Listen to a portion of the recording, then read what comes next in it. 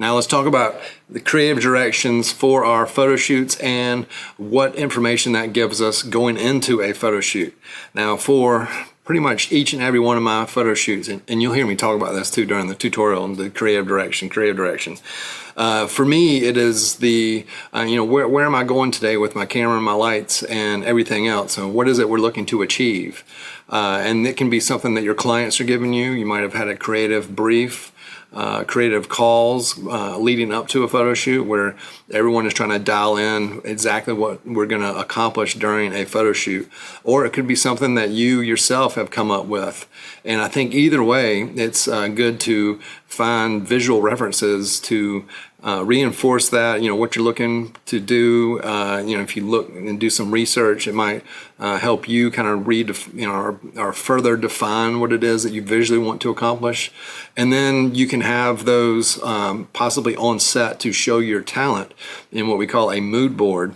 And that also, what that does is helps translate your vision or your client's vision to the talent, whoever's going to be in front of your camera, in a sense, in a way that you can start your photo shoot off, and then you can reference, what the images are looking like as you're taking them in comparison to where they're wanting to go with them. And sometimes you can hit it right off, the very beginning. Other times it's more of a work in progress, and then sometimes you might find that you stray a little bit off of what it was that you initially started out to accomplish. So I just pulled some of these that I have here as visual references from different jobs that I've done, like for an NHL team.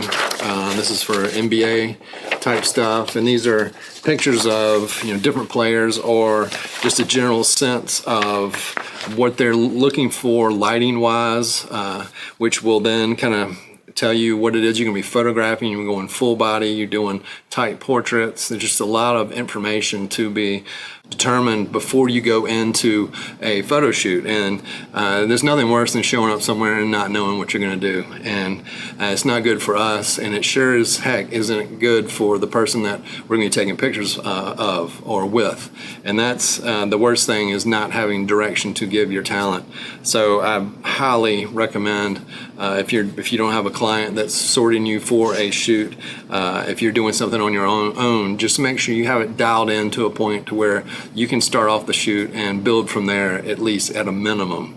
And so let's go through kind of what, when I get something like this, this will tell me what the clients are looking for. It tells me if I'm going to be shooting full body, if we're doing a mix of like tight, loose type stuff, horizontal, verticals, all that kind of stuff. And what that'll do is help me when I'm determining like what lens I'm going to be using for a shoot. And like I said in the previous section, 90% of the time I can get away shooting f4, and I can use that 24-105, which will get me the wide stuff as well as the tight stuff. I can shoot vertically and horizontally with that lens. Now, along with that as well, when you see, the images that they're looking for, you just kind of need to figure out the lighting setup. How many lights is it going to take to pull off what they're looking for, and maybe what can you bring to stylize it up a little bit. And you can maybe have some lights in reserve where you can bring them on and just show, if you have the opportunity to kind of show off some things that you might be able to do that might be something that they haven't even thought of, or you can make things look better than they initially thought. So those are ways to separate yourself from the rest of the pack of us photographers. So I kind of hate telling y'all that, but that is a good way to, make an impression on who it is that's hired you by just maybe taking it a notch up. And I'm going to go on a little aside here. A lot of times on these shoots, when we nail what we came to get, if there's any time left at the end, usually I will have a little bonus or a little something else in my head that I've come up with that I will, hope to achieve after we get all this in the can, and then say, do you mind if I try something real quick, and maybe might be moving a light or changing a light or adding a light, removing a light, and just come up with a whole different look, which sometimes it'll hit, sometimes it might not hit.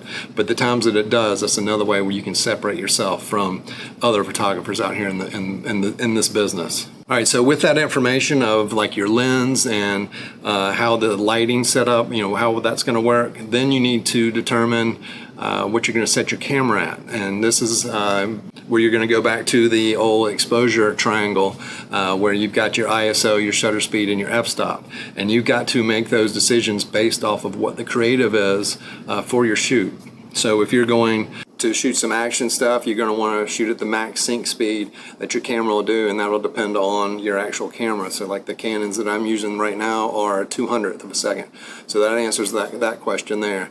If you don't need to shoot with a low depth or a shallow depth of field, then you can, then normally I'll go maybe in the f5.6, f6.3 range. But if you're going to be shooting groups of people, then you might need to go to f8. Then that's going to affect your ISO, and this is kind of where you need to know how all those interplay with each other.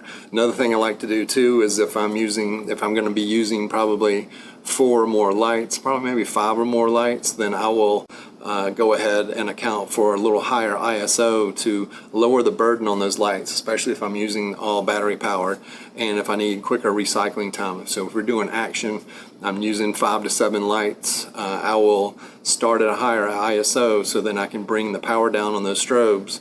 It takes the stress off the batteries, and it also allows those strobes to recycle quicker, so I'll get more frames in there on an action sequence where the strobes aren't going to misfire because they are trying as hard as they can to recycle at too high of a power. So those are just examples of things that the creative direction will tell us from the onset of our shoots that we need to really take into account for. And then I also think that bringing stuff like this to the shoot where you can show your talent, what it is that you're going to be wanting to accomplish with them throughout the day. And then as we talked about tethering in that section of this tutorial, then you can take this, you can take that and fine-tune where you're going, and hopefully at the end of the day everybody is super happy with what you are capturing over here on the computer. And that's kind of the goal for what this whole tutorial is, to get us to where we all kind of have the visual tools to pull that off.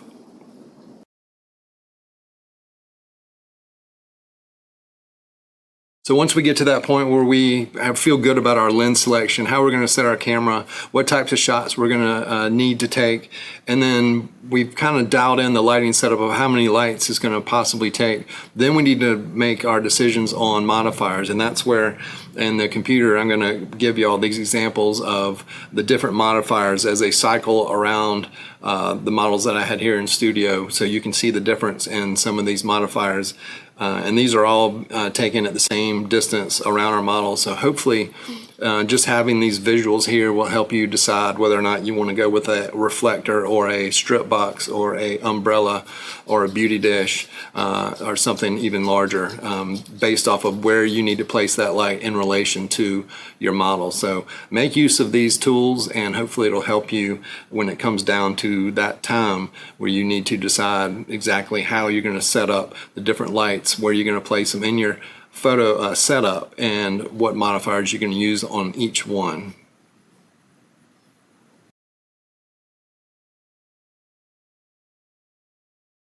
All right, let's have a little chat about cameras and lenses. And there are a couple of things I want to hit on here, and it's more about, I guess, being a professional. Some of it might be perception, but these are just some things that have crossed my mind when putting together this little lesson item.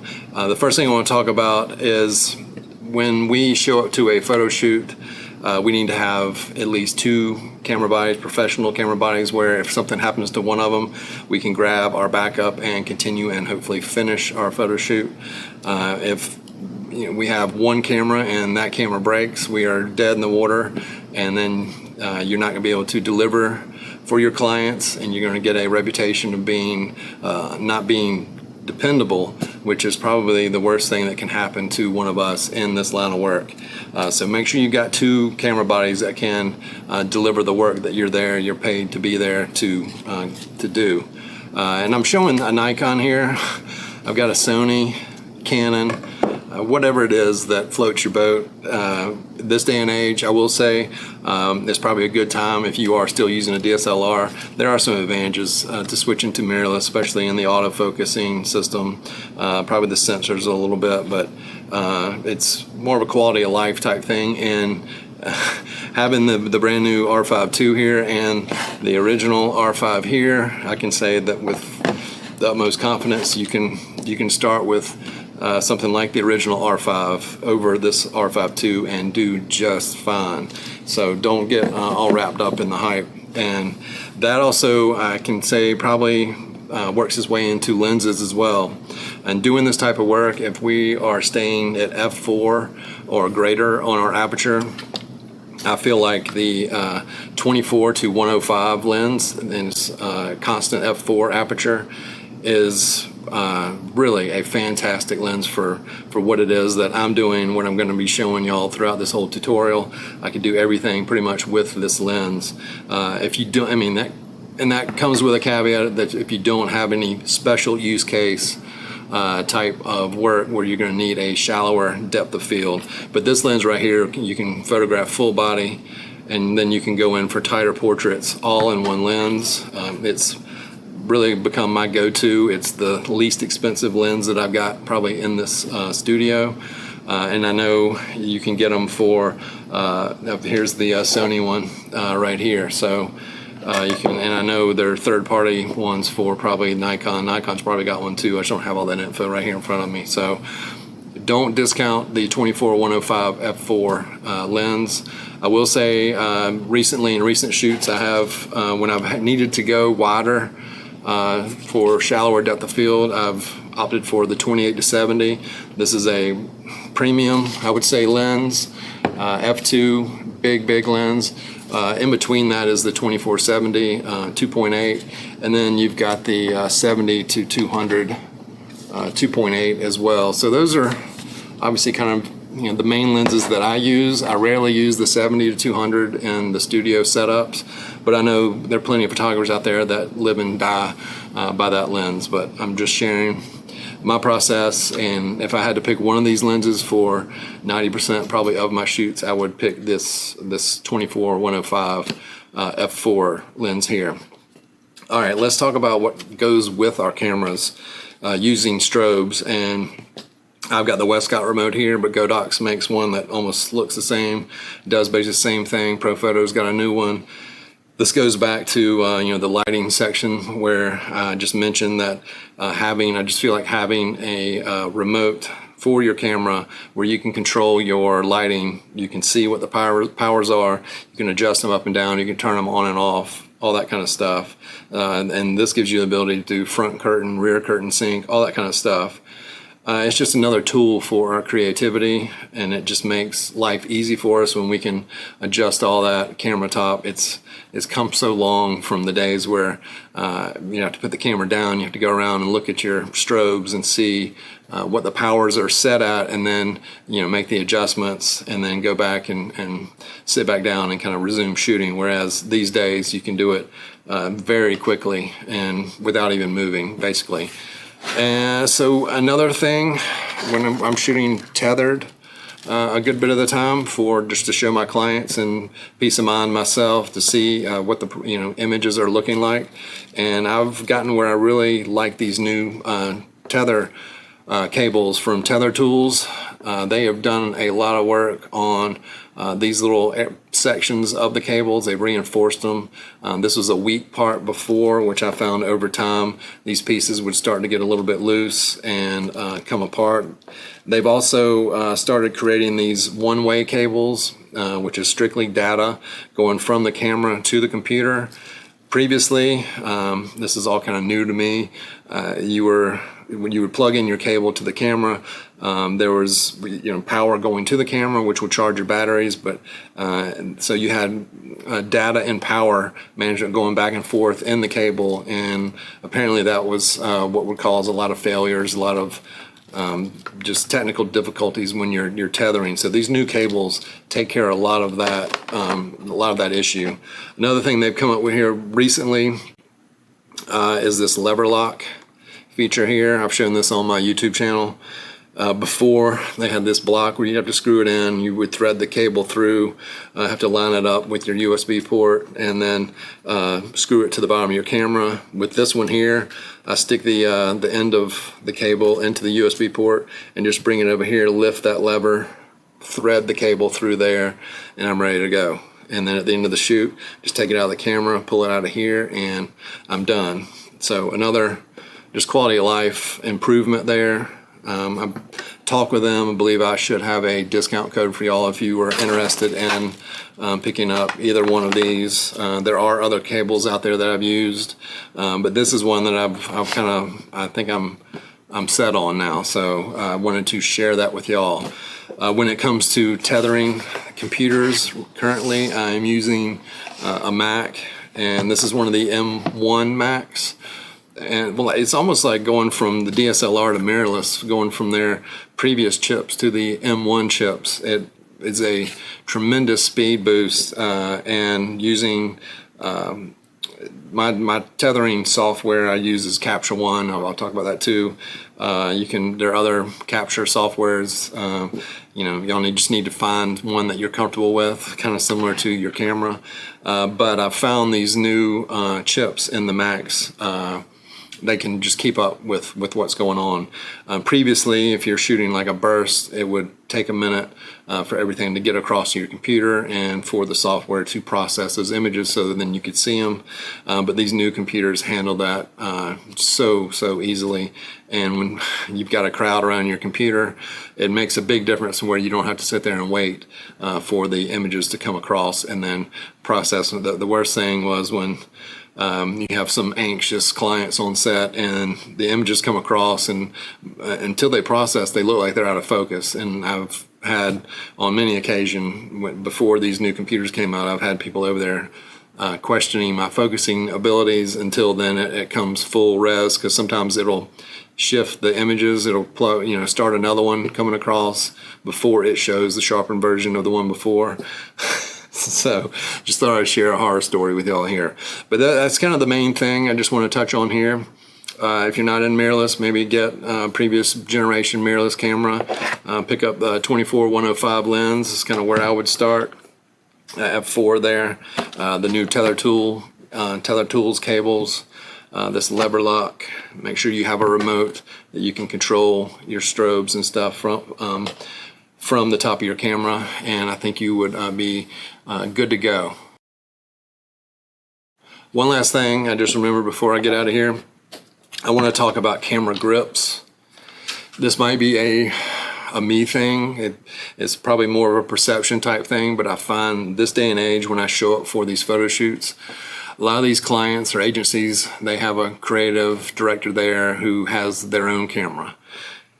So to me, I just kind of find it awkward sometimes when I'm showing up with, maybe it's because I've been doing this for so long, but I show up, say in this case, with an R5, and someone on set's already got the R5, so we have kind of the same tool. But I feel like rarely do I see one with a battery grip, and I just kind of feel like this kind of steps it up a little bit. You also have where you have basically more battery power in these. In some cameras, this will unlock more features, maybe more faster frames per second. I know that was the case with the older Nikons. But at any rate, it'll lessen the amount of battery changes you have to do during a shoot, if you have to change them at all. But for me, I would say the main thing is just the perception of having something that looks a little more professional than what someone else might have already on set, just kind of hanging out during the photo shoot. So just a thought, just want to throw that in. In the case with like my R5s here, I have one grip.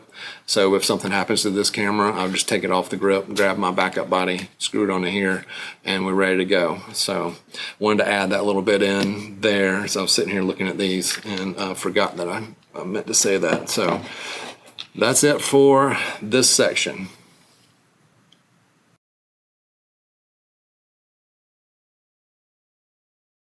All right, let's talk about some gear. This is some of the favorite topic of photographers. And in this video, I want to touch on lights, stands, and reflectors. Let me say from the onset, this is not an advertisement for one particular brand over another. I'm going to just run through what I'm using currently and maybe just point out some things that I look for when I'm looking to decide on using a particular brand of what have you, like especially like strobe probably in this case. But so let's just kind of get into it. My main light these days is the FJ400, the 400 watt light from Westcott.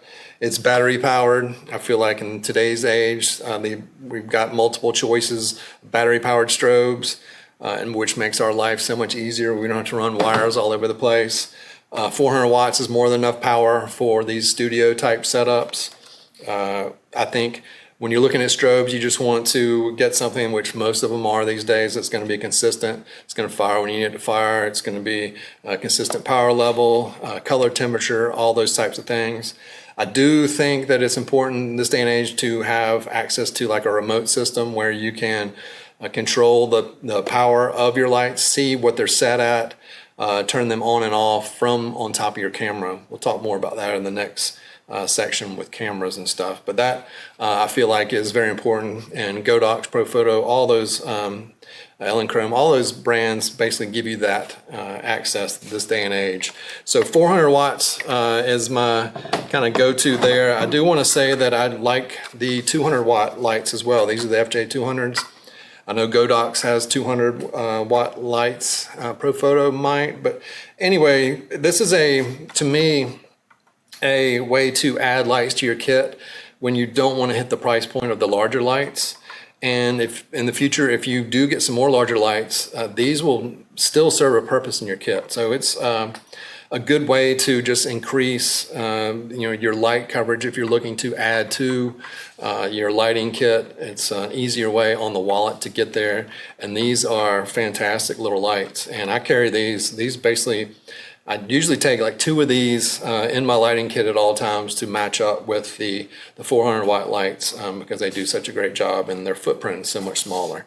So don't discount these guys. It's a great way to economically add to your lighting kit. So as far as strobe's concerned, that's basically what I'm using these days, unless I'm here in the studio and then I'm combining with the Einsteins that are still running over here.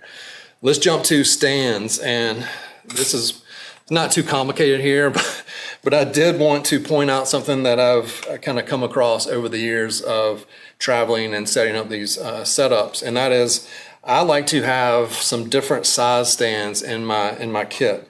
And that is, I'm not so worried about getting lights up in the air, but getting them lower is sometimes more difficult. Stands like these only go so low, and if I need to get something down closer to the ground, that's where these smaller stands come in. So I just want to point that out, that I just feel like it's important to have different sizes in your kit. It is nice to have several of the same size, and that makes it easier if you want to set something up symmetrically. Maybe with like 2 of the strip boxes and you put them on the same stand, you know exactly how far or how high you set one, and then can easily match it to the other just because you've got the same stand on either side. And I'm showing these 2 here. I've got bigger ones, some Manfrotto ones that I have in case I want to take them way up. But to me, it's just something that I don't think I always considered until I've been on photo shoots when I had certain stands that I was more worried about, like I said, going up, and then I couldn't get my lights closer to the ground. And so that's why I carry a smaller set of stands, or at least one smaller one. Also have this one here, which next to this one you can see is super small. It's like a little baby stand. This is great for hiding a light behind your subject and possibly kicking something back on the background. I've used this on multiple occasions where we put a color gel or something, hit the background with it and hide it behind the talent. So maybe something you might want to pick up. Finally, this is also something I've found to be a great addition to my stand kit. And this is just a handheld stand where you can mount a light on the end, have someone kind of follow you around if you're if you're on a mobile setup. Fantastic, super small footprint. I just throw this in my stand bag, and so I have it when I need it. One more stand I want to show is this one here. These are column stands. These are called column stands, and they've got 3 sections with wheels that project out here after you unlock them. And so they're wheeled, and that makes them really convenient to use in a studio setup like this. Also, you've got these sliding grips here where you can set your lights at whatever height you want. You can also stack lights on the same stand. I've got 3 grips here for this one. They're just a little more cumbersome, a little heavier.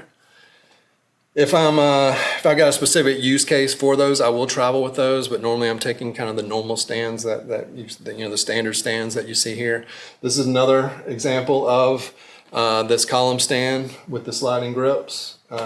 You can find them at different heights. I think they come anywhere from maybe 6 feet to like 8 feet. And they'll have different price points based off of basically the color is what I've found. So the black ones here are more expensive. The chrome ones there, you can find a lot of different versions of. Even I think this one came off of Amazon. But they are super convenient because they're wheeled. I use these pretty much predominantly all in here because of the ease of using them and moving lights around and that type of thing. So that's one kind of final stand that I use. Another one that I'll roll some B-roll. I'll show some B-roll on now. And those are the boom arms that I love using. And I use those with the Matthews rollers. And I like to, as you'll see as we progress our way through this tutorial, I like to be able to control the distance of light, of my light source from my talent. And the boom arms give me pretty much maximum control with that and keeping light stands out of my frame. And so that's why I employ both the full-size booms on my setup and the new Westcott mini boom, which I think is a great addition, lower price point, and does a great job doing just that. So I get tons of questions on those. So definitely wanted to include those here, and you will probably see them as we progress through this tutorial. All right, so let's jump into modifiers, and we'll start from the simplest and work our way up from there, I guess. The first one I'll talk about is just basically what comes with some of these strobes, and it's just a reflector. These do kind of what they say they do. They just kind of basically dial in the light toward your subject. And the ones that come with the strobes are pretty serviceable. They'll work in a pinch. This one on the 400 works pretty well, actually. But if it's something that you're going to be using a lot, I would just pick up a couple of dedicated reflectors. This one here is a 55-degree reflector.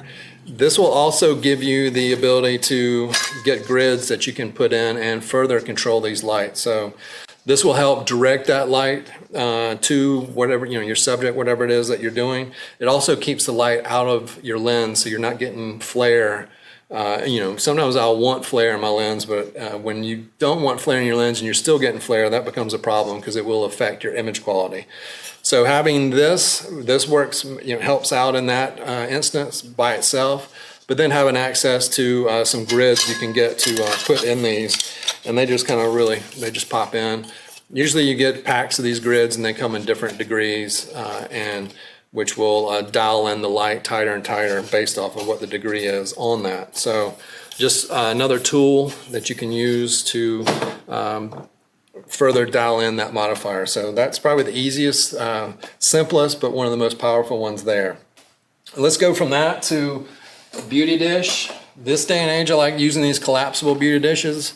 For years and years, I used the metal ones that are a bear to travel around with, and those work as well. If you got those, no reason to get rid of those. I'm mobile a good bit, so I like these ones that do collapse down. This is a 24-inch. I like to use pretty much 2 different sizes. This 24 and a 36. The 24 is for usually when I either want to go with more dramatic type work or a tighter setup, I'll use the 24. This 36 just gives me more coverage. It can be a little bit softer, but if I'm shooting, from waist up, I will go with this one. And if I'm going tighter, I will go with the 24. I also want to point out that these are round, and so if you're concerned about catch lights in your subject's eyes, that is probably one of the more pleasing ones. There are like mini octas that you can get as well, but they have the flat panels that then work their way into a circle. And it's just maybe a small touch there. You can also get grids for those as well to dial those in even more. All right, moving from that, we'll go to strip boxes. This is a 1x3 here and a 1x4. These have, you can use them for the same use case. If you have a smaller subject, obviously going with this makes more sense than the 1x4. The 1x4 is kind of your standard, I would think, in this day and age. With these types of stands here, if you need to, you can stack these lights on top of each other. You know, if you're working with an NBA team and need more height, that can come into play. These also have grids. Let me just show y'all while we're looking at them. So you can put these grids on the boxes. They work just like I showed you on that reflector. They can keep the light out of your camera lens, and they can also constrict and dial in the light more specifically for what you're doing. So another use for the 1x3 I like, sometimes with the hair light. Also just used this 2 weeks ago on a NHL shoot with a Pro Light mod on it as my key light to work the reflection into the visor that the NHL guys wear. And if you work with a hockey team, you know what I'm talking about there. All right, so let's go from boxes. Let me also say with the boxes, these are the rapid style boxes from Westcott. I know Glow makes some that are called Easy Lock. Profoto has some new easy setup boxes. They're multiple brands. Do yourself a favor, spend a little bit extra money, get the boxes that kind of, I guess you would call it like an umbrella type setup. It just makes your life so much easier than having to work the 4 poles into a speed ring. And you can set up probably your whole setup if you're using soft boxes in the time that it would take to set up one of those old school boxes. So your time is money in this business and in life in general. And I just feel like the initial investment is definitely worth your while when it comes to that. And speaking of easy to set up modifiers, let's touch on the umbrellas here. These are 3 of the ones that I use a good bit. The 43-inch, 53-inch, and the 7-foot umbrella. And it's gonna be, when you're making a decision on these umbrellas, it's gonna go back to your creative direction, who you're working with, what you want your images to look like. These types of modifiers are throwing a lot of light out. So they're not something that you're dialing in like you are the beauty dishes or the strip boxes, which confine the light more. And I'll show examples as we move through this tutorial. Got the 360 images where I've got different modifiers, so you can see those, as I will repeat over and over. As photographers, I feel like having a visual representation of what these modifiers do helps us all out, since we are kind of more inclined that way as being visual people. But let's talk about the umbrellas. You can get different ones. You can get the silver, like I have here, which is I guess you would say highly reflective. They have a matte silver and then a white umbrella. I generally stick with the silver. If I need to modify that at all, I usually pick up the diffusion that you can get for the different sizes, and I will employ this if I want to soften that light a little bit and control it a little bit more. So this is a powerful tool. This basically, back, I guess when I first got started doing this, we use octaboxes for most of our setups. And speaking of boxes that it takes a long time to set up, those octaboxes were bears. And these are generally very close to what we used then, and just super easy to set up, fairly inexpensive in regards to all these modifiers. And you got reflectors and umbrellas, which are on the very low end of costs when it comes to what it is we're doing. Softbox is going to be a little bit more, but they do serve their purpose. And as usual, as we'll talk about going through this tutorial, the smaller the modifiers, the more punchy that they're going to be. And so that's just kind of something you need to take in consideration when you're deciding what you want to do. And just the being able to control the amount of light coming out of these. I've been using these for years and years, and a big fan of the look that you can get out of these modifiers. So I just wanted to run through the modifiers that you'll see throughout this tutorial. These are the ones that are kind of my go-tos in this day and age. So I believe that kind of wraps up this section here, and we will move on to what it is that we are using to capture our images.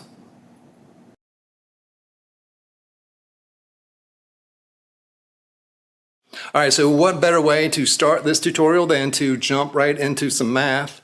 And by math, I mean fractions, and fractions that are representative of the inverse square law, which pertains to light fall off as you get further and further away from your light source.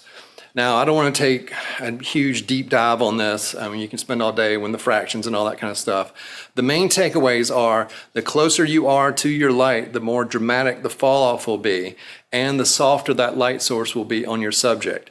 And the inverse is true. The further you get away from your light source, the less that fall off, or the less dramatic that fall off will be, but the harder that light will be on your subject. Also, as you can see behind me, the spread of light increases as it gets further and further away from your light source as well. So these are all principles that we can use when we decide where we're going to place our light sources in relation to our subjects. And there's really not a right or wrong to this. It's just based off of or just having the knowledge to know what's going to happen when you place a light a certain distance from your subject.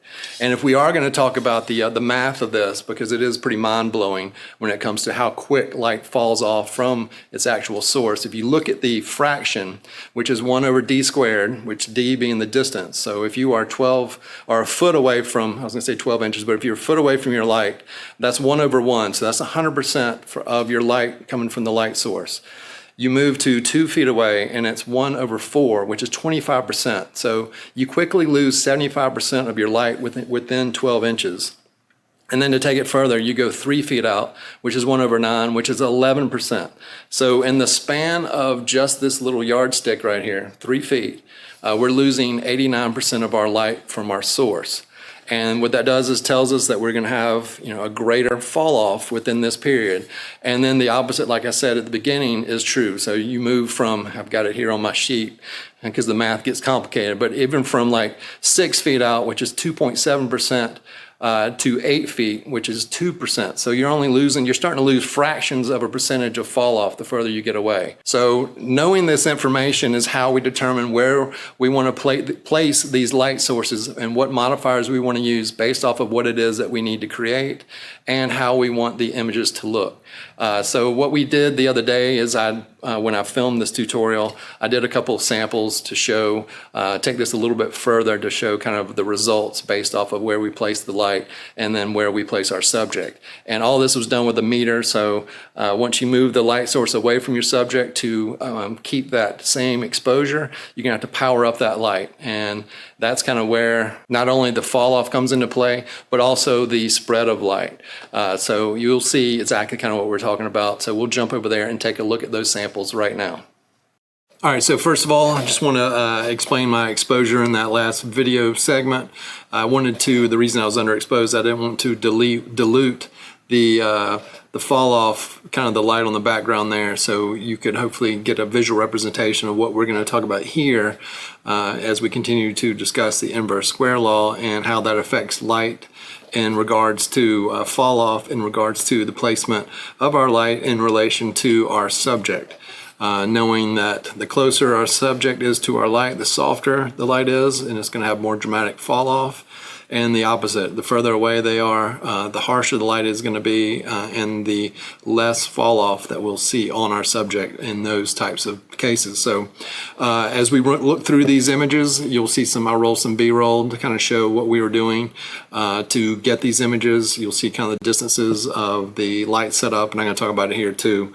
But let's try not to make this too complicated.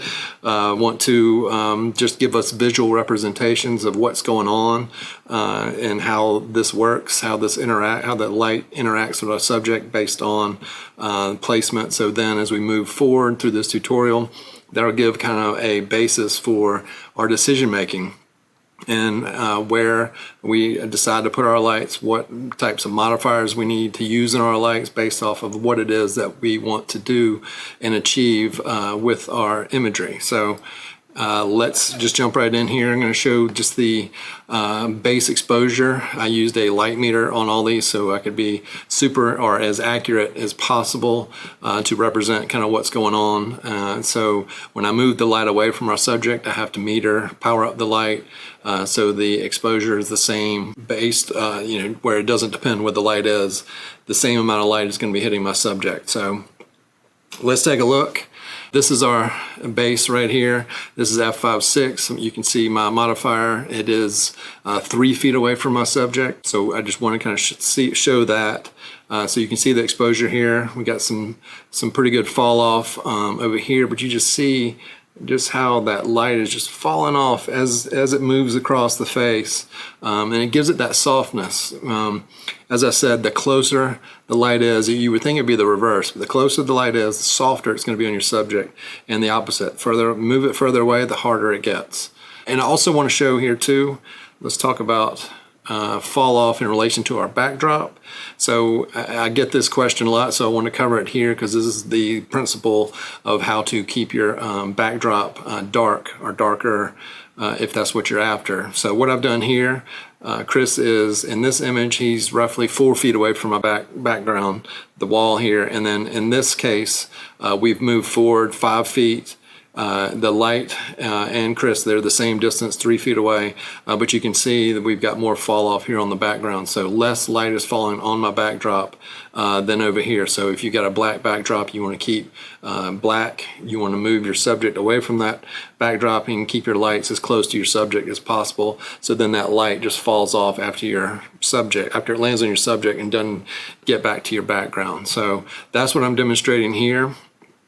And then what I wanted to show on this next one, so this light is 3 feet away from my subject here, and then right here I've moved the light to 8 feet away from my subject.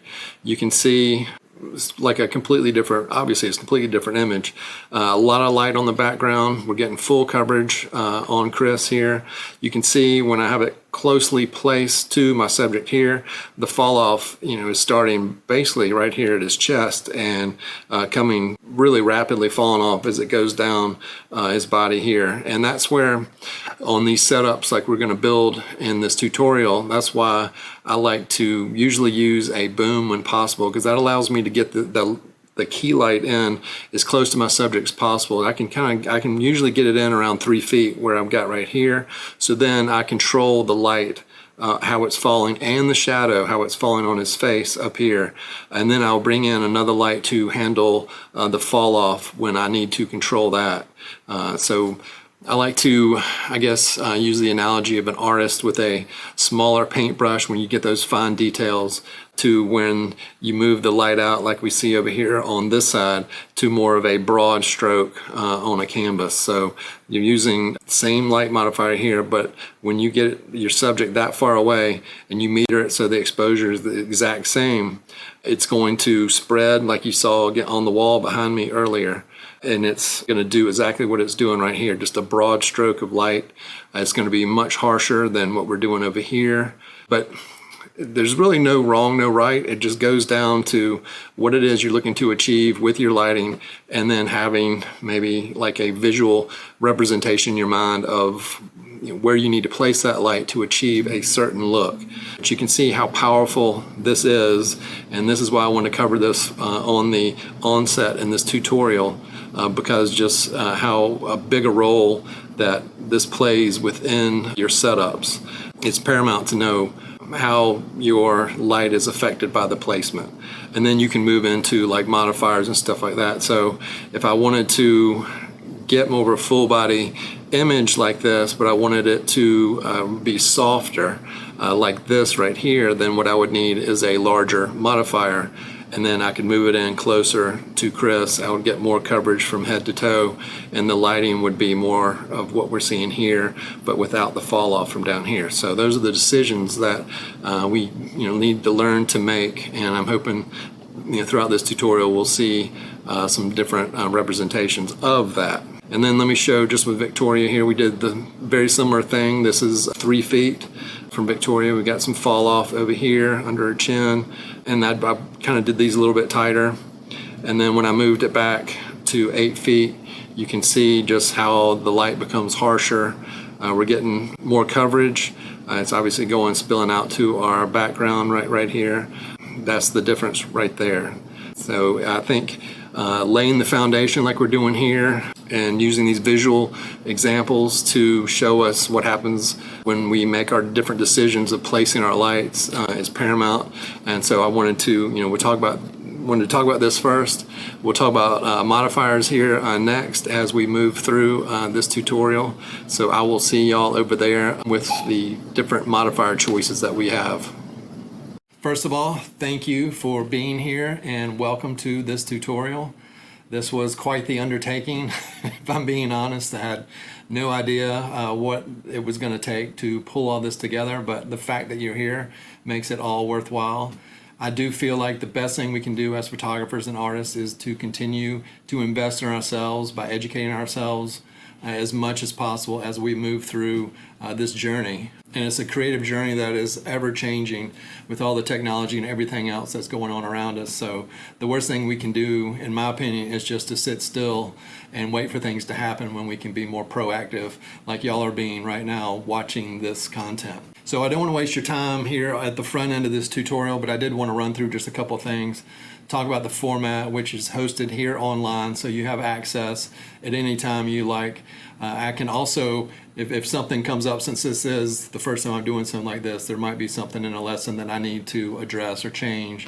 And this type of format allows me to, on the back end, go in, re-record something if I need to, and re-post it up, or add something to the tutorial to answer some questions that might evolve. I'm a rookie at this, and that being said as well, I'm not a professional presenter, if you haven't noticed, so please bear with me through this. I know there's going to be some uhs and some ands. I tried to cut those as best I could, but hopefully the content will outshine the presenter in this case. Within the lesson segments, make sure you scroll down where you can download the different lighting diagrams for each section. Also, below the intro to the lighting section, below the video there, you will see the downloads for the 360 images, the PDFs, where I have taken different modifiers and just rotated them around my models that I used during this tutorial, so you can visually get a sense of the difference in, say, like the 7-foot umbrella and the smaller reflectors at different angles around the subjects. And I believe there are 7 different shots, starting straight forward, and then there are 45, and then to the side, and then a 45 to the back, and it rotates around.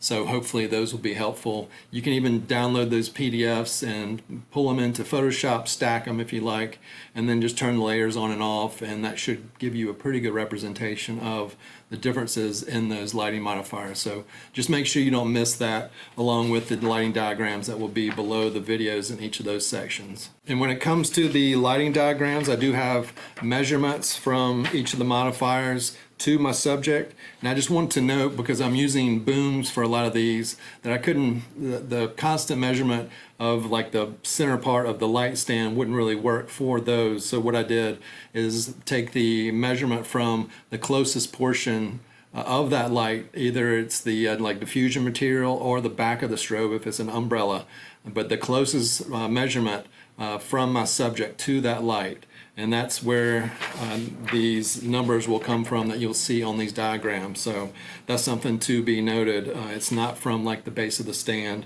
but it is from the actual, either the light itself if it's closer, or like I said, the diffusion material on the front of like the strip box or the octaboxes, for instance. Just one other little note too is I don't know what screens you're going to be watching these on. All the images that I'm showing, for the most part, except for image examples, the bulk of the images though are going to be the ones straight out of camera. They're compressed on the screen recording and then compressed when I've uploaded for this tutorial. So some of the exposures might be slightly off, but I'm pretty confident in saying that I feel like just by looking at those images you can tell what we're trying to accomplish through these different tutorials.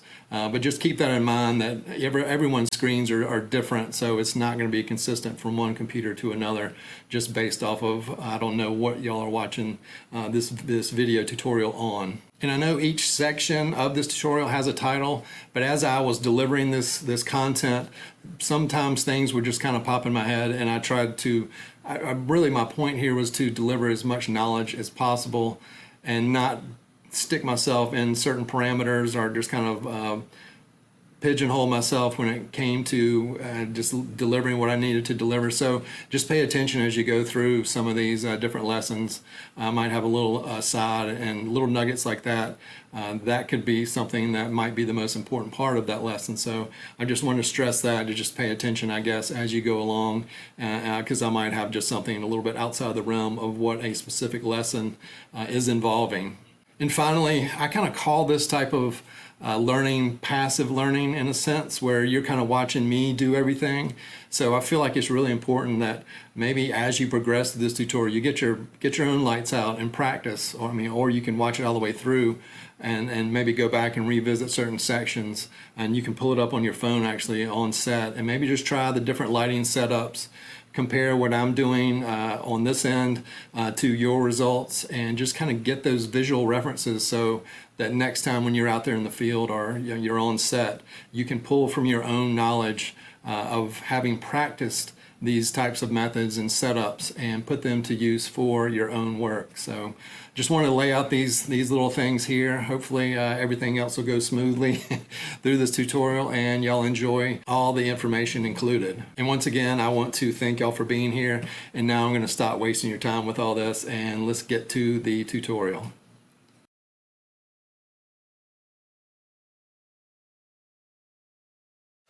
All right, now we move to the 5-light setup. This is a base light setup that I love using for a lot of my sports style portraits, where I've got my key light, I've got a fill light for the reasons we discussed earlier. I've got edge on this side, which is the strip box, and I've mixed it up. I've brought in a 7-foot umbrella on this side for my other edge. This way, symmetrical lighting is good in some cases. I just kind of like to mix it up where you're not seeing the same highlights on both sides of my subject. So as you'll see in these examples, this highlight on this side will be more rounded, where this one will be a little bit sharper. And then to top it off, no pun intended, we've got our top light here, which will be giving us a little bit of a hair light and lights on our shoulders. So with those edges and the overhead light, we're getting a pretty good rim or edge light around our full subject here, which gives that sense of 3-dimension, which will bring him forward in the images. And then along with that, we're using these front lights to fill in all the information on the front. Going back to what we've talked about at the beginning of this tutorial, we've got the key light here as close as we can to our subject, and keeping it out of frame, so then we can control that fall off. Using the smaller beauty dish here, so it's a little more dramatic than the 36-inch. And I use this a good bit when I don't need full body, but we're going to shoot full body here because we're filling it in with this fill light, this 43-inch umbrella. So let's do a couple shots here and show you the results.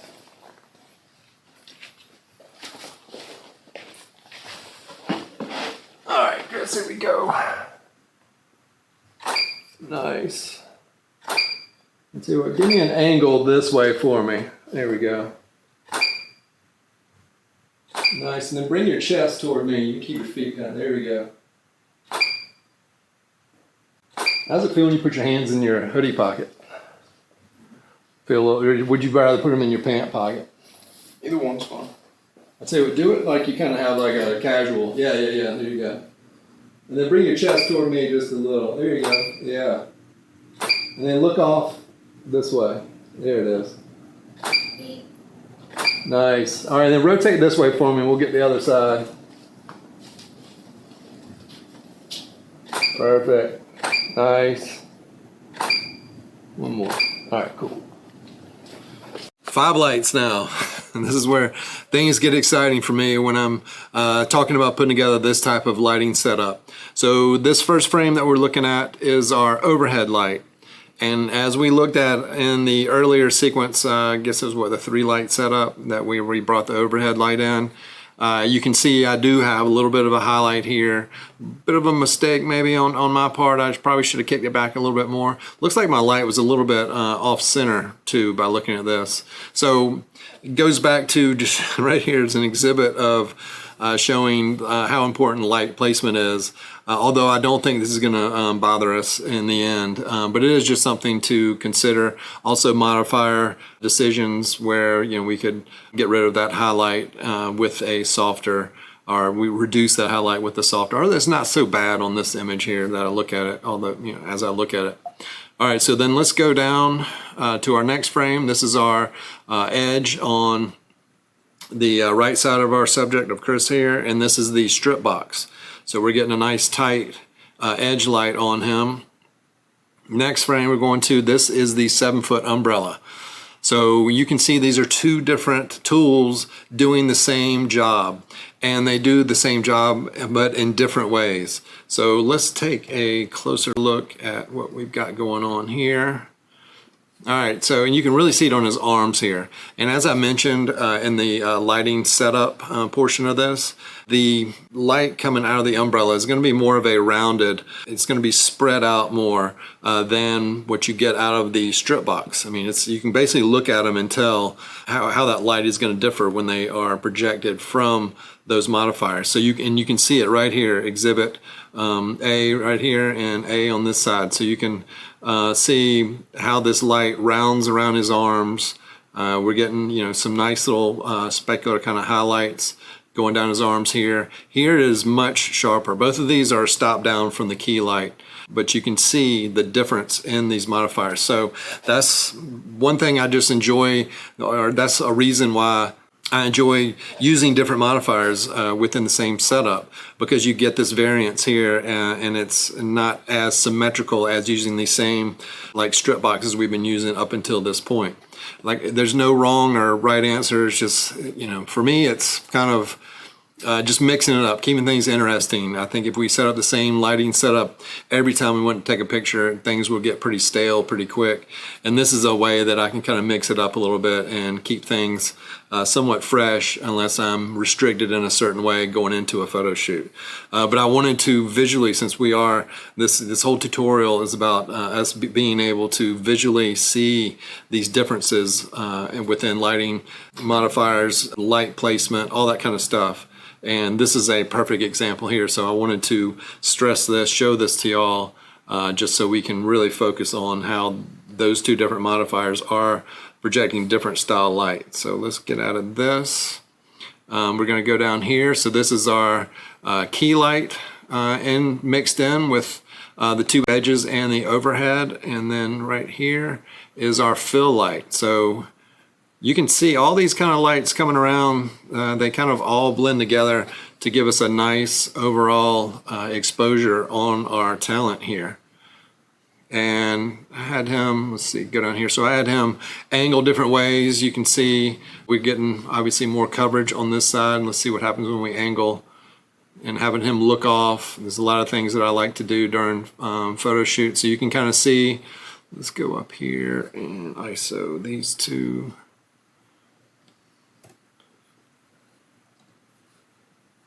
Let's go over here, pull this one up. So we're getting subtle variances based off of which way our model is looking. We got this harder highlight over here. We're not getting quite as much coverage. We're getting some more contrast on this side because we've got that tighter, harder light source coming in from this side. So we're getting some nice fall off with highlights here. We're getting a little bit less on this side, on his wardrobe here.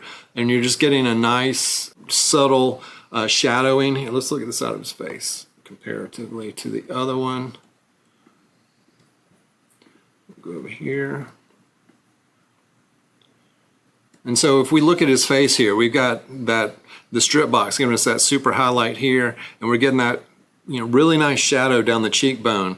And this is where, depending on your model, where you can accentuate some facial features of your models. Over here, we're rounding it out a little bit more, so it's not quite what you see over here. So it's something to think about when you place, if you want to go with a setup like this, and you just need to know what it kind of looks like when they angle different ways, especially if you're crunched for time and you can only get a couple of different angles based off of what it is you're doing. And this way you visually can see these different effects. And so it's really interesting to see, and even on the arms here, it's just a harder highlight here, more harsh shadow on this side, much more soft on this side. We still getting a nice highlight, but it doesn't come all the way up the arm. So you know, it's just one of those things where if you're going to a shoot where they're going to be angled a certain way, then you'll know to place whatever modifier on that side based off of, you know, what it is that you're doing.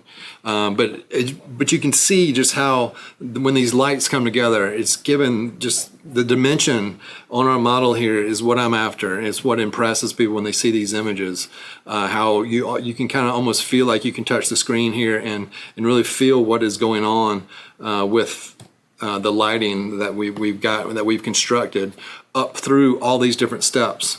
I mean, like I said, we're at almost the end of what we're going to do here, and you can see just with 5 lights how dynamic this type of setup is. Let me go zoom back out here. But those are the things I wanted to, you know, really kind of stress what is going on. And as you saw, kind of I did, you know, some basic modeling with a model, just kind of getting him to move around a little bit, doing some different things. This really isn't a tutorial on, you know, how to pose your models per se, but let's see, let me get down here so we can. All right, so I've got them all up here on the screen except for just the overhead light. This is the one over here is the strip and overhead, the 2 edges, the key light, and then everything coming together here with our 5 light setup. So you can see the progression. We basically kind of worked our way from 1 light all the way up to where we are on this right hand side frame through this tutorial. Spent more time on those earlier ones just because of the importance of, you know, light placement and what those modifiers are doing, what the decisions are, and why I decide to kind of put things where I put them. And as you can see in this far right frame, when they all start coming together, you know, it just kind of elevates itself to, you know, a very dynamic portrait here, which works well with sports, works well with a lot of different things. And we've got one more step. We're going to add 2 more lights and bring it up to the 7 light setup. And I'm going to show you what I do to take this setup just one more step further.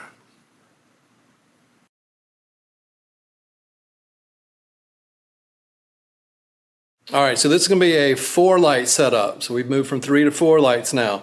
And we're going to use this as a more of a full body type setup. So what I've switched out my key light now for a 24-inch, the Joel Grimes beauty dish. So this is going to be a little tighter profile. It's going to be, the fall off is going to be a little more dramatic.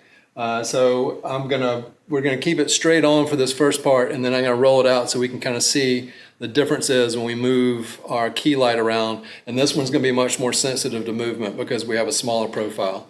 Along with that, again, we've got our fill light. So we're working the 2 lights in tandem in the front to control that fall off that we're going to get with this smaller modifier.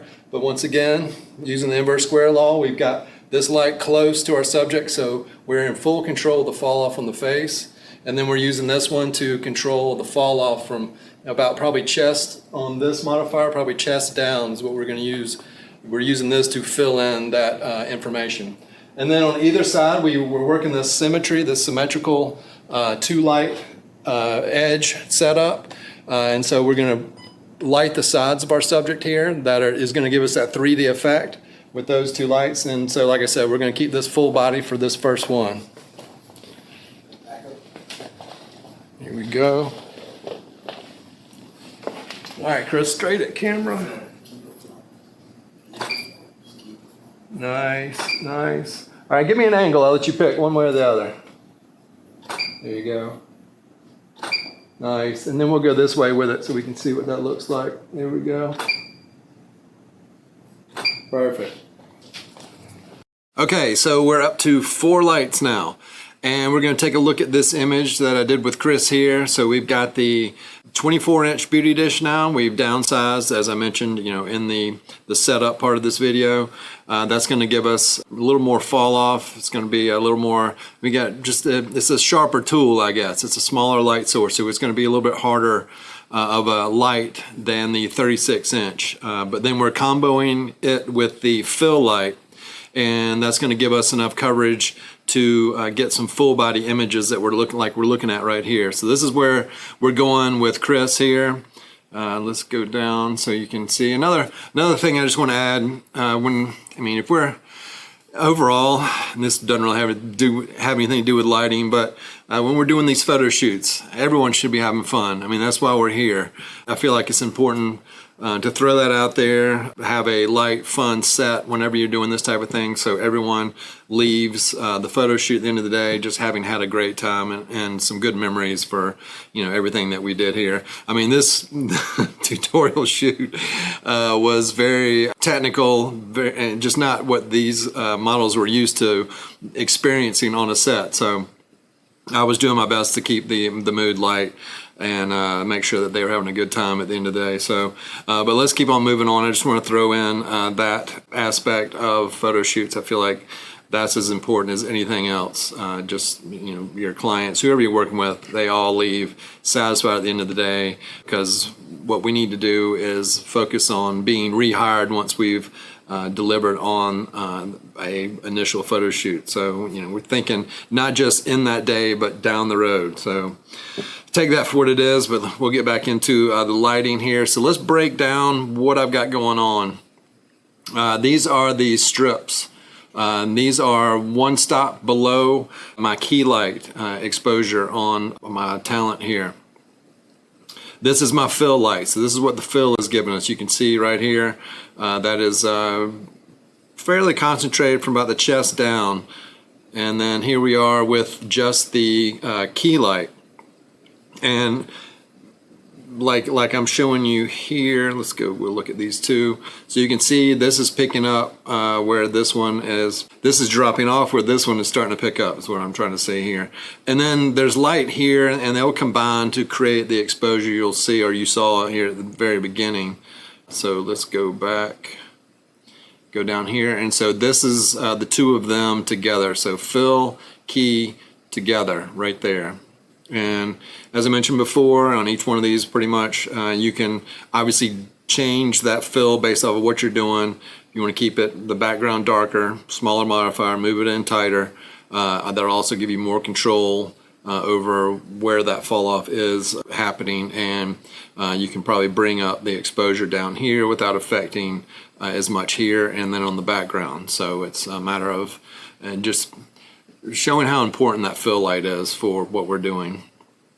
All right, so this is, all right, so let's go back. We'll go fill, key, both of them together, fill and key together. This is our edge lights right here. So this is basically bringing everything together for what we're doing. And you see how all this kind of comes together. We're getting great dimension on Chris here with those edge lights. Let's go back up one. And then we'll go full body here, so you can see that's without those edge lights. So that's we're working two lights here and then four lights right over here. So we instantly see the difference. Like I've said before, there's not a right way or wrong way. It's based off of where you want to take your imagery and the creative direction that either you've come up with or you've been directed prior to the shoot for what it is that you're wanting to do. You see right here, for me, it's, you know, if we're going into this more of a dynamic type setup, you can see exactly what this is bringing us. There's just a lot more going on here, a lot more 3 dimensions on his arms. You get these nice highlights on his cheeks up here compared to what we have going on over on this side. So let's move forward. And so I did a couple of different frames down here where I had him angled, so you could see how these lights work at angles. That edge light, the strip box, is going to kind of curve in here a little bit more. So you can see how that does on the cheeks. The good thing about symmetrical lighting, it's got its time and place. I like using it here and there, but it is consistent. So let's take a look at Chris when he angles this way. So both of these angles are going to be fairly consistent with what we are picking up. So that just comes down to what it is that you want to achieve again. If you want him to be able to turn, basically 180 degrees in front of your camera and it look the same on both sides, then symmetrical lighting is what you're going to want to go with. If you want to mix it up a little bit more, then you can trade out the modifiers on either side like we will do here upcoming.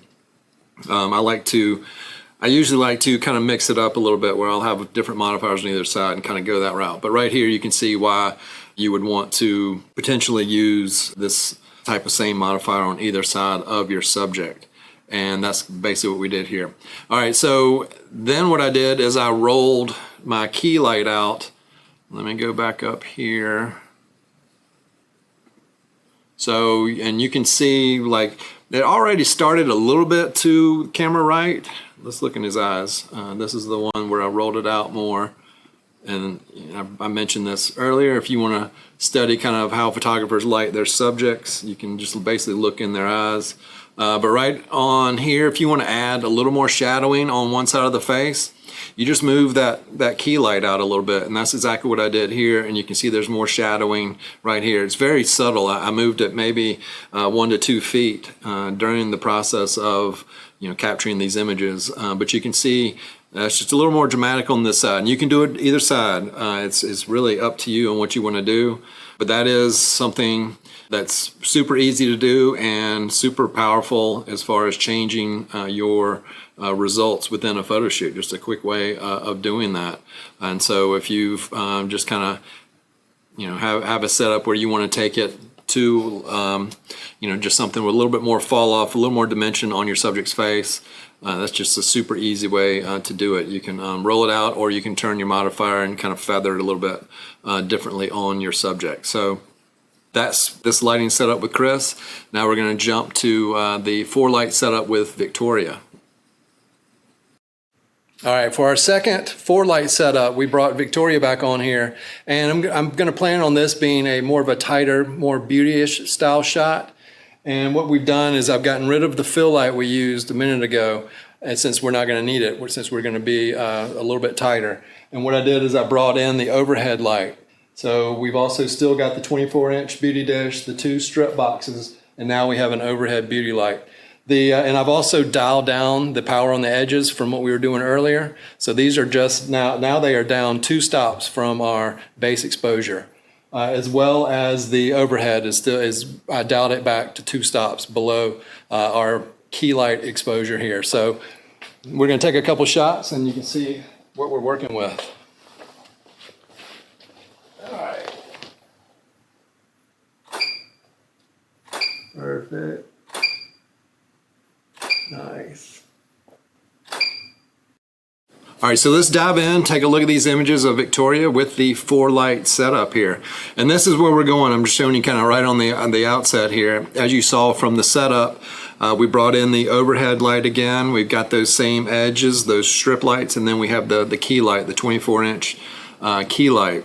And this is what we're going after. This is what it looks like. And you can see how all of this comes together really nicely, giving us some really nice light on our subject here. So let's break it down. Let's go down here. This is our hair light, our overhead light. We're getting a little bit on the shoulders, kind of based off of which way she's posing. These are our edges. Once again, those 4-foot strip boxes on either side. Zoom that out so you can see. We're getting the coverage just like we did very similarly in the earlier setup, the 3-light setup. And then we're going to bring this down. So this is our key by itself, the 24-inch beauty dish. And then we're going to start building it back together. This is with the 2 edge lights in the key, which were our 3-light setup. And then we're bringing in that overhead for the 4-light. So it's just one more light added dimension from what we did before. But I feel like, based off of what it is that you're wanting to accomplish, it just adds that one more element of dimension that we can go for in regards to, let's go back up here to kind of the single light. And then this is where we start to edge out. So this is just the key light here. Show that, and then our more edged out model here, where we just have a little bit more going on the sides and up top. So just a little more of a glow in this case with our model here, bringing all 4 of these lights together. So from here, we'll build on top of this setup and add one more light in the next section for the 5-light setup.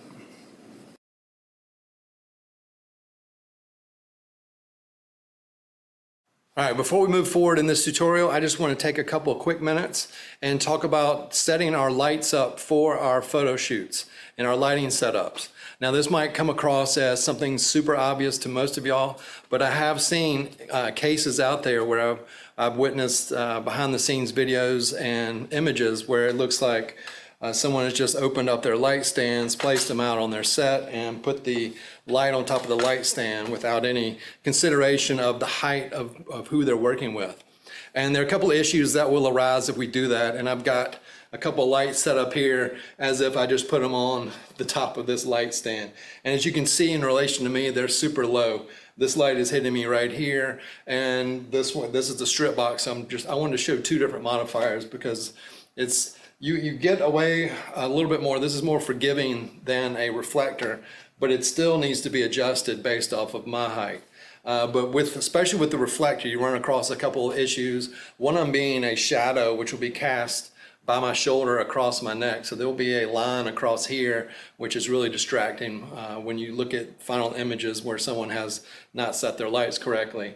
Also, the lighting is kind of it's coming from below more than above, and that is just rarely a flattering light unless you've got some specific use case that you might have received in a creative directed brief for a very specific type of photo shoot. So outside of that, the general rule of thumb is that you want your lights above your subjects are at a certain angle where you've got the light coming from above and then down, so you've got the lights here and then more shadowing as you go down to give you that dimension that we'll talk about throughout this lighting tutorial. So I just want to address that and bring that to the forefront for those of you that might be guilty of placing these out and putting your lights on there kind of willy-nilly. But let's take a look. So I'm going to raise this up. With the reflectors, I also like to take into account the motivation for a light like that in my setups. And this is usually throwing back to like a stadium or arena light, which are up in the ceiling for the most part, or way up on some stand somewhere. And to go along with that, I like to place these up higher and then angle them down toward my subject. And usually they'll be back behind my subject. And another issue that you might encounter using this type of light in your setups is a flare in your lens. And that's where you need to take into account your framing. If you're mainly shooting like horizontal, you might need to slide it out further than you typically might. Or you can use a grid here placed inside your reflector, which will then constrict that light and help prevent flaring in your lens. Along with this, you can also feather your light off of your subject and out of the camera lens. So that's just rotating the light to where the edge of the reflector is basically aimed to the outside of your talent. So if that light is back there, I'm going to aim the edge of the reflector to basically the outside shoulder of my talent who is in front of my camera. Same type thing you can do with the strip boxes. I'm going to raise this guy up and then I'm going to angle it slightly forward just so I have the proper coverage that I want for a modifier like this. And so height and angle and direction are three things that we want to take into account for basically every light that we put out on our set. This also, you can get grids for these. I don't run into the flare issues as much with this type of modifier, but if you are working some smoke atmosphere and you're getting some stuff in front of your talent, it might be a good thing to put a grid on your modifier like your strip box here. One last thing I just want to address is your key light, and this is why I prefer to use a boom, just because it allows me to get my light as close to my subject as possible while keeping that stand out of my frame, so that I can kind of bring it in at different angles, all different angles, and keep it out of the frame of my camera, and at the same time get the lighting the way I want it on my subject. And like we talked about in the inverse square law portion of this tutorial, I like to keep especially my key light as close to my subject as possible. So I maintain as much control as I can with the lighting and the fall off, and that allows me to do that. And I also like to have it in an upward angle toward my subject, and then I try to be mindful of the catch lights in my subject's eyes. So those are just things, details that we want to pay attention to when we're setting up our lights in our setup, because those details are some of the determining factors for us as photographers in making both our life easy and creating the images that we're wanting to ultimately create for our clients.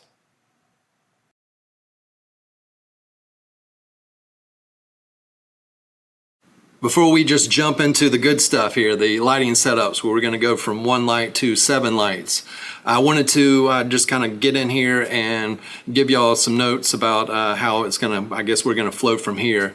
We will go from 1 light to 5 lights, and then we'll go to my 7 light setup.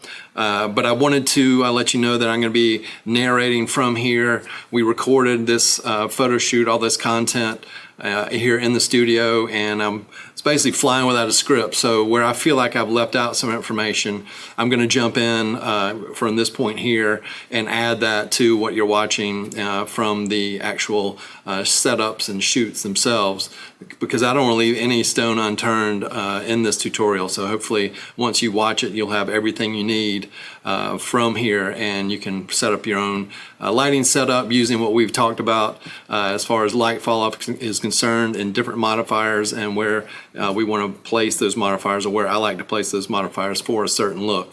And you can refer to like the 360 images that are provided here, as well as the measurements that I'm going to give during this section. I use a tape measure, so all of the distances will be recorded as far as lighting or lights set up in relation to our models. And then I also used a light meter to record the light level, so we'll have exact ratios of how the lights relate to our key light as far as where power is concerned. So you'll know if I've got my key light set, and if I'm setting like an edge light, I have recorded the amount of stops, whether it's even to that key light or we're a couple stops down, and it'll be noted here, or I'll jump in if I need to, and then you should see a kind of a graph of the actual setup itself that'll have the information on there. Got to remember too, though, with the light powers, it is going to depend somewhat on your strobes and on the modifiers that you're using. If you're using something like a strip box that has multiple levels of diffusion, it's going to take more power to get that light through that box. So there could be some discrepancies there between like the Westcott boxes I was using here to like a Profoto or Godox or something like that. But the ratios will remain the same. So if you do have access to a meter, what you can do is meter your lights through those types of modifiers and see how much light you're losing and what the discrepancy is there, and then bring that into the formula for these lighting setups, and that should have you pretty well dialed in. Plus, we're going to look at on screen, we're going to look at the results, and we'll be able to kind of we'll be able to see exactly what the differences are and stops, because there are some certain situations where you'll see that I'll start at a certain level just to show y'all what it looks like, and then dial it down usually, or dial it up to kind of hit in a spot where I'm liking what I'm seeing here. Also, during this shoot, I had 2 different models here. I had a male and a female, got different skin tones. I wanted to cover some of that, what we usually come across if we're shooting more than one person, or just from shoot to shoot. So you'll want to adjust your lighting based off of that. And then there's some other things we'll talk about too as we go into this. You want to have to consider wardrobe and that type of thing when it comes to certain lights. So anything that I feel like I didn't hit on set here, because I'm obviously not a professional on camera talent, if you haven't noticed noticed that yet. And I had several people in here and trying to get everything dialed in and then talk about it. It's a little easier said than done, and so that's why I'm going to be here on this end watching as we go along, as you watch, and then I'm going to jump in when I need to clean some things up or add some stuff. One last note I want to add is the camera settings that I was using during this setup, and I was at f5.6. And that's how I was metering at 5.6 for like the key lights, and then that's how I was figuring out the light ratios for y'all. Also, because I'm using this meter, I was at 1/125th of a second. That's it's an older meter, and it goes from that to 1/250th of a second. And the Canon R5 will not sync that fast with the strobe, so I dropped it back down so I would be directly in line with this guy here. And also I was at ISO 100. So those are the camera settings, and you should see those on the diagrams that should come along with these different lighting setups. So we're going to go from 1 light to 5 lights and then to 7 lights to complete this lighting setup. So let's get right into it.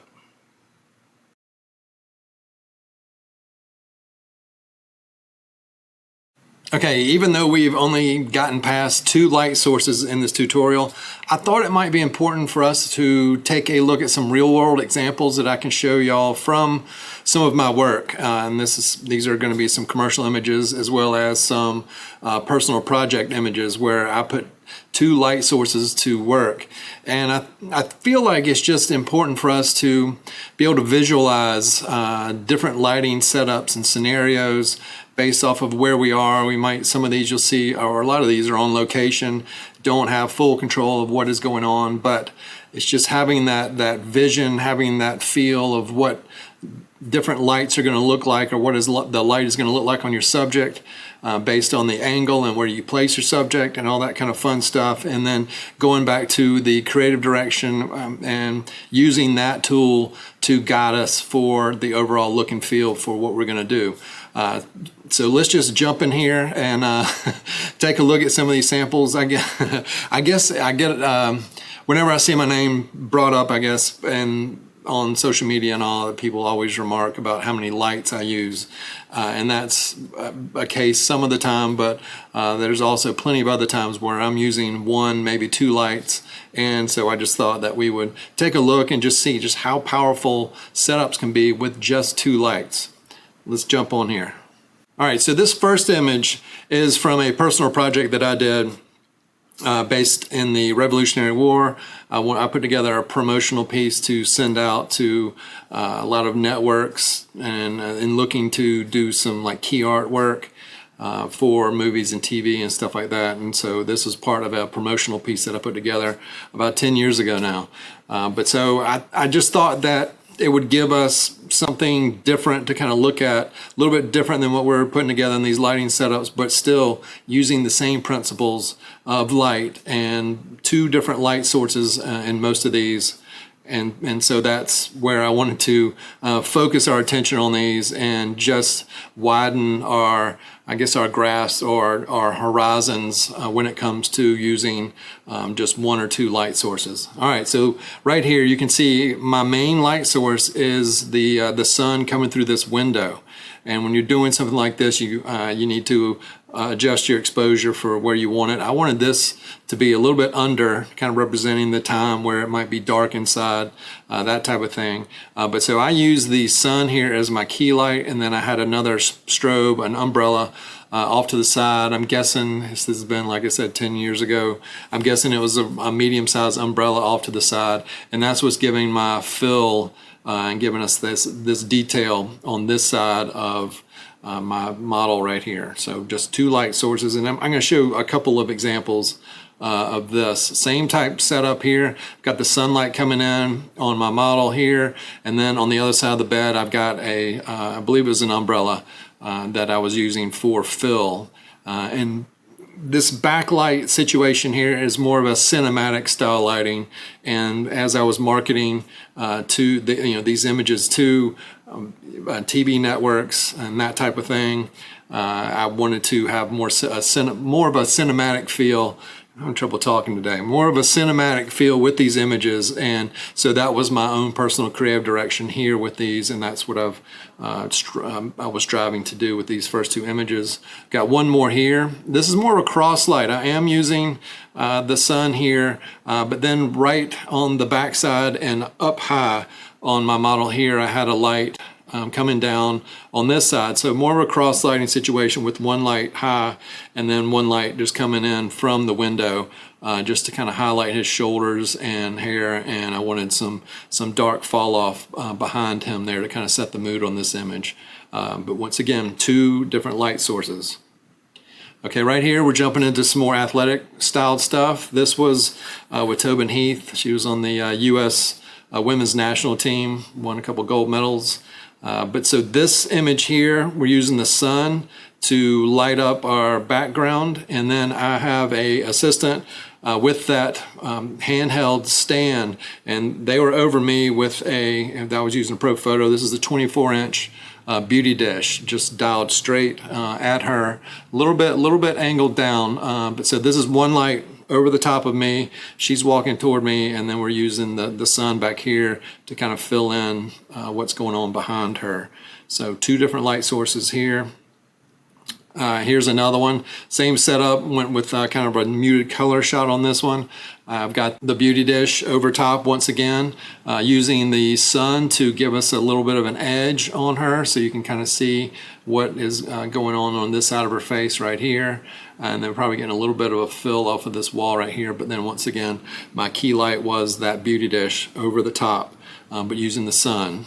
So it's just all about practicing with our tools, with what we have going on, whether it be outdoors with sun or indoors with our strobes. It's just a matter of being able to see that light and kind of craft an image together. And you know, a lot of these types of situations, I've got to be light on my feet, and we're moving around from area to area, and it's just kind of a quick setup here, a quick setup there. A lot of times too, I'm working with a film crew, and I've got to make the most of my time. So it's a matter of having that pre-visualization of where I can get these images and how I can get them as simply as possible. Right here, this is actually using the sun late in the day, coming across, and then if I remember correctly, we had a bounce on this side of Tobin, and that's kicking this here. So it's almost like a cross-light situation with the sun coming this way and then a bounce coming back at her. It's very similar to the setup we did here in the studio with Chris, with the light and then the strip box, but instead of a strip, I'm using the sun over here, and then I'm using the bounce to fill in on this side. And almost the same exact setup for this shot. I've got a bounce on this side of Gronk, and got the sun coming over his shoulders, so he's leaning over, and I've got a bounce hitting that sun. You can see it right here in his eyes. Two different sources of light coming from one source, so I'm bouncing into him, which that bounce really, I mean, it turns into yet another light. But this could be done in studio with strobes as well, so I wanted to show this example. Got one more here with Gronk, so I'm using the stadium light here as kind of a edge light, rim light. And then I've got, I can't remember what modifier I was using. I believe it's probably an umbrella or a beauty dish just backed up, and then I'm firing from this side to fill in the shadows on this side. So once again, using the environment as one light and then a strobe as a second light, two light sources. Okay, right here, this is a cross lighting situation that I did, or setup that I did with the Falcons years ago. On one side, I had the big 7-foot umbrella, and then on the other side, I believe I had a 6-foot strip box. So I had the strip on this side and the umbrella over here. As we move through this lighting setup, we'll kind of take a look at how those lights shine differently on your subjects. The umbrella will give you more of a wrapping highlight, and then that strip box is much more of a narrow directed beam of light. And so it goes into how you pose your models for these types of setups. So I had Vic rotate toward the umbrella there, just knowing that this light was going to come across here, give us kind of that Rembrandt setup. Playing a little bit with the cinematic feel here with the kind of side lighting and having some shadow facing camera with our player here. Ultra moody, and you can see they were using these during the season for some of their graphics. This is another 2-light setup. I did have the stadium lights in the background going, but this was a reflector coming this way, and then I believe a large umbrella on this side of our baseball player, and this was out on the field. So we did some setups this way. Again, kind of a cross-lit. I was rotated a little bit toward camera, but it gives you that ultra moody, the shadow side toward camera. A lot of drama here. That's exactly what I was going for. But once again, pulling this off with 2 lights. All right, so we're going to jump in something that I did just a couple weeks ago, and this is really timely considering we just did a very similar lighting setup here in the studio. This was a strip though. I use a strip as my key light and a reflector on this side. And as we looked at the balance of lighting, you can see that I've got my edge light here. It's super hot. And if this might even be a plus situation where my edge light is a little bit brighter than my key light over here, because I wanted these to be once again going into the sports dramatic type stuff. I wanted to really kick this highlight, but then at the same time I need to show off the details on this uniform. This is for a special uniform release, so that was my motivation there, is to show off the details but then make it cinematic, or not as cinematic, as dramatic as possible. And so that's where I'm really kicking this edge light. So it's a thing too where you can go above your base exposure that you're setting with your key light if you feel the need to do that with your edge light here based off of what it is you're wanting to accomplish. Once again, this is that same lighting setup. You can see that harsh edge that I'm working here, and then I've got that strip. You can see it, right here. There were some LEDs, and this is one back here that is coming through the flag. And in post, I grabbed a flare that I overlaid here to kind of bring that in, just give it a little extra spice, I guess. And you can see these other LEDs, but they weren't really doing a whole lot except for showing up in the reflective mask here. But once again, this is my key, the strip, and I'm working that reflector on this side. And like I showed here in the studio, you get that shadow that runs right here, and you harshly cut that shadow off. And we did it here with the strip box, but I'm doing it here with the reflector. It's a little bit harsher, a little bit harder, obviously based off of the size of the modifier and then the placement, which all that kind of stuff we've talked about here. Once again, same setup. I've rotated the lights and placed my subject in between them two, so it's pretty much a horizontal cross lighting situation, similar to what I did that you saw with Vic Beasley of the Falcons earlier. And this is the strip though, and then that reflector. So what I did is just move the lights around, changed our pose of my subject here to kind of get him moving a little bit in this frame. And then finally, I was going to show one from one of the Naval Academy uniform shoots. This was a reflector. I believe this is a strip on this side and then a reflector, so same thing but flipped. And then on this reflector, I've got a blue gel. And so that's kicking this blue into the uniform, kind of plays in with this huge LED screen that we had in the background. And that's something we aren't really talking about too much here in using color with our strobes, but that's always an option dependent on what it is you're trying to accomplish, as usual. And so what I was doing here is just trying to give this whole space NASA feel to go along with the uniform. So I've got that blue gel on the reflector and then a strip on this side. So we were also shooting video at the same time, and they had a large softbox over the top. So that was giving a little bit of an ambient fill. And so I can't remember what my shutter speed was exactly on here. It's probably under 100th of a second because I was using the ambient in the room to kind of fill in this area here. But once again, I'm kind of working a slight cross light situation here, or setup, and you can see kind of off the shoulder with that strip box, and then basically running the straight line across to where the reflector would be, like right off the camera here, right out of frame on this side. So there you have it. 10 or 11, 12 maybe images just showing that I grabbed real quick to show y'all how effective just having one or two lights.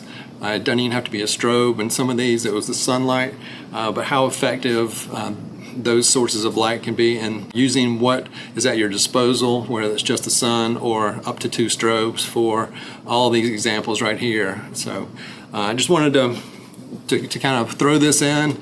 We get through we work our way through these lighting setups, and it becomes a little bit, I guess, mundane. And this right here just kind of reminds, at least for me, I thought I would just throw it in here to kind of remind us of what we're trying to do and how effective these lighting setups are for these types of situations when we're on commercial photo shoots. So now we will resume with the light setups, and we will hop into the 3 light setups right after this.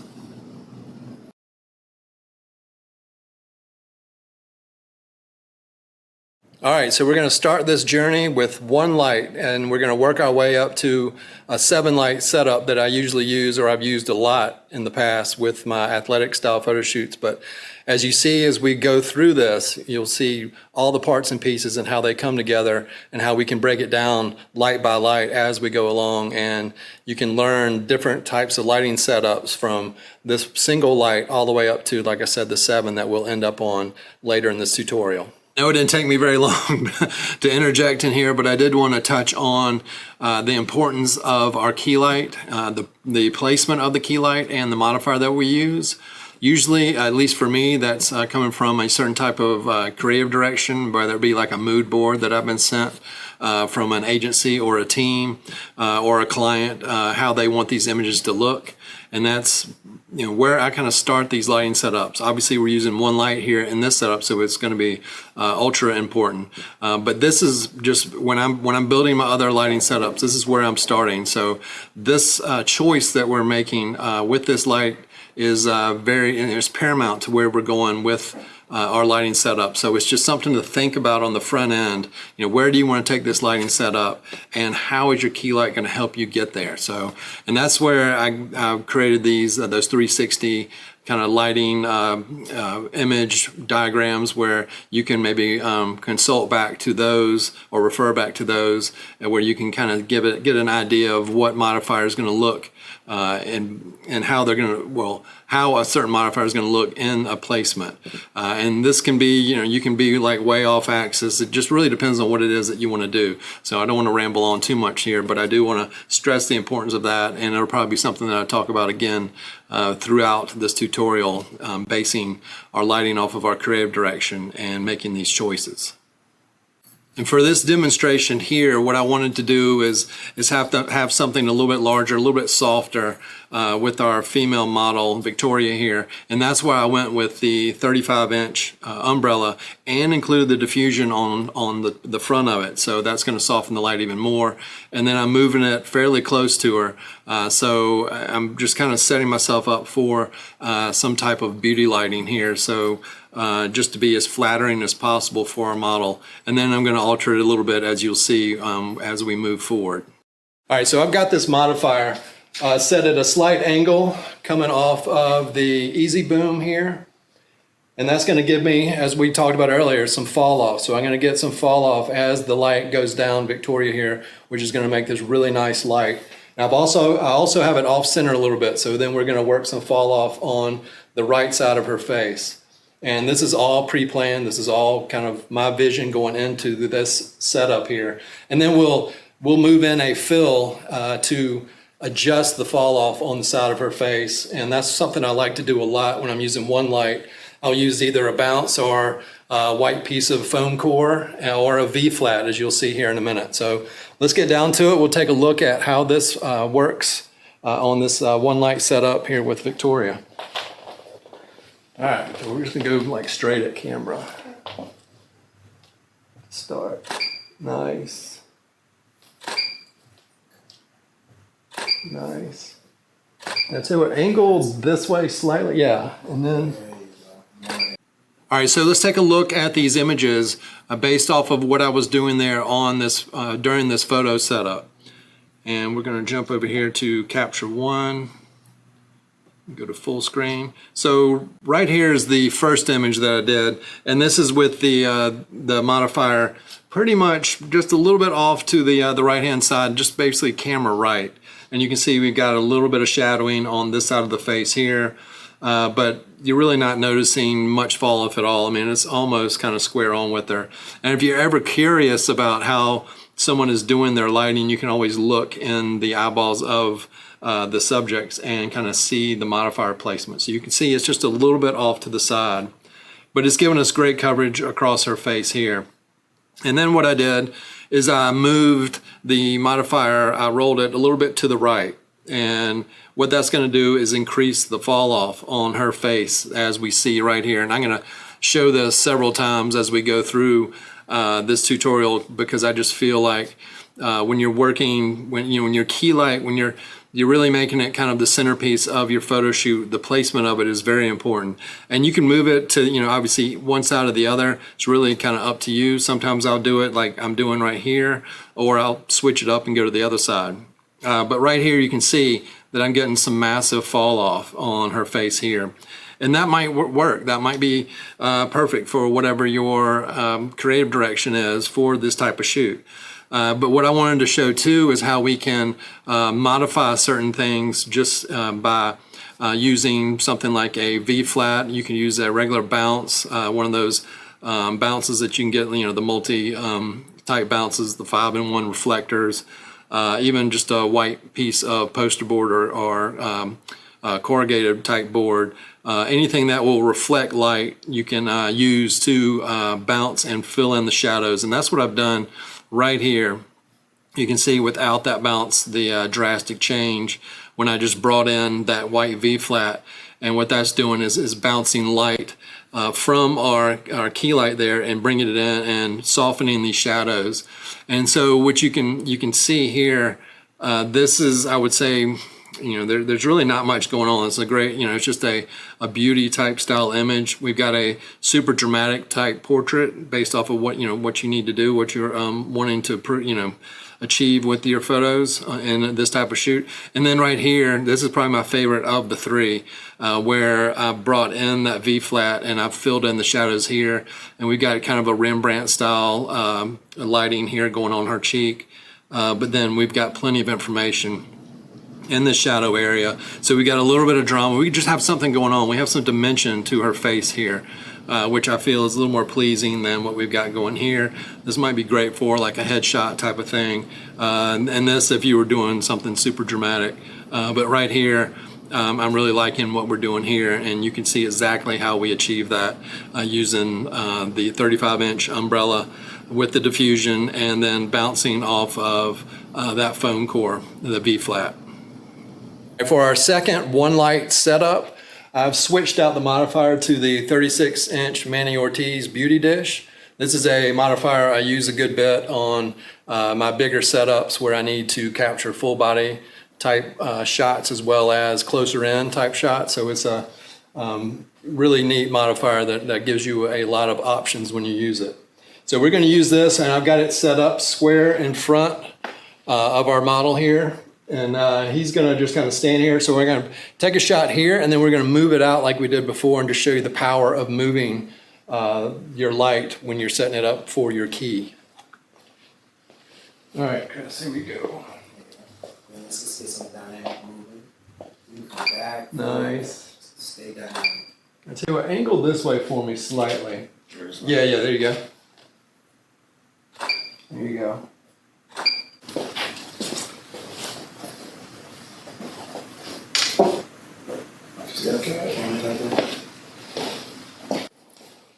All right, so I'm going to meter on this too as well. Y'all see this in some of the B-roll. I'm just making sure that I'm keeping the exposure perfectly set for all of these shots that we're doing here. So then we get into the lighting ratios, as we add lights, we'll have all that information.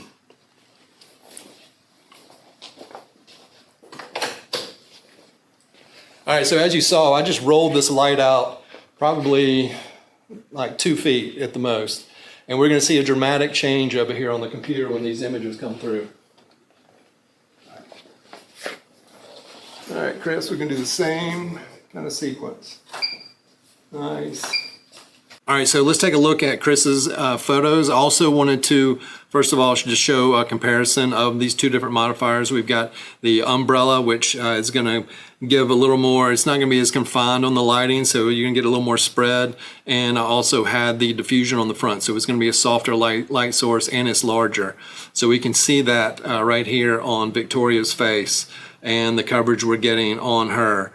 And then we look over here at Chris, and then we see the shadows coming into the edges of his face, so we're getting more of that center kind of lit portion of his face, and then the fall off is happening quicker on him because of the different type of modifier. We're using that 36-inch beauty dish, and you can see it's got the harder edges on the sides, and so the fall off is going to be a little more, more dramatic than what we get off the umbrella like we're getting here.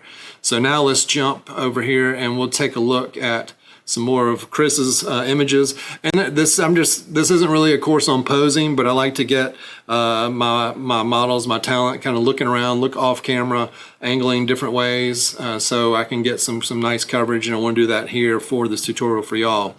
But let me go back up here to this image right here, and then let me go back to full screen. So you can see when I go to move that modifier out, what is happening. Similar to what we did before, but we're not bringing in a fill in this case.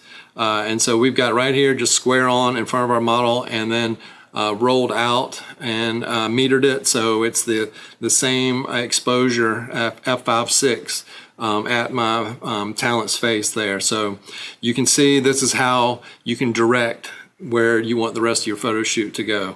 And I can't stress the importance of that enough, obviously, and this will probably be the longest part of this lighting setup as we go through just on the first light, but it's where I start my setups, and so I really wanted to kind of show just the importance of that. And then I had him model, and it's probably even more important when you bring your light off center, of how you pose your talent with that light and how they can kind of interact with it, like these looking off kind of toward the light, and then counteracting where his body position is. So we'll continue on from here. All right, so as I mentioned earlier, all my lighting setups start with the key light. So I just showed a couple of variations of how you can adjust that key light. So we're going to take kind of what I showed here and build upon that as we build up from 2 to 3 to 4, 5, 6, and then 7 lights. But this is where it all starts. So I don't want us to lose how important it is to place this key light where you need it in order to set the tone for the rest of your photo shoot.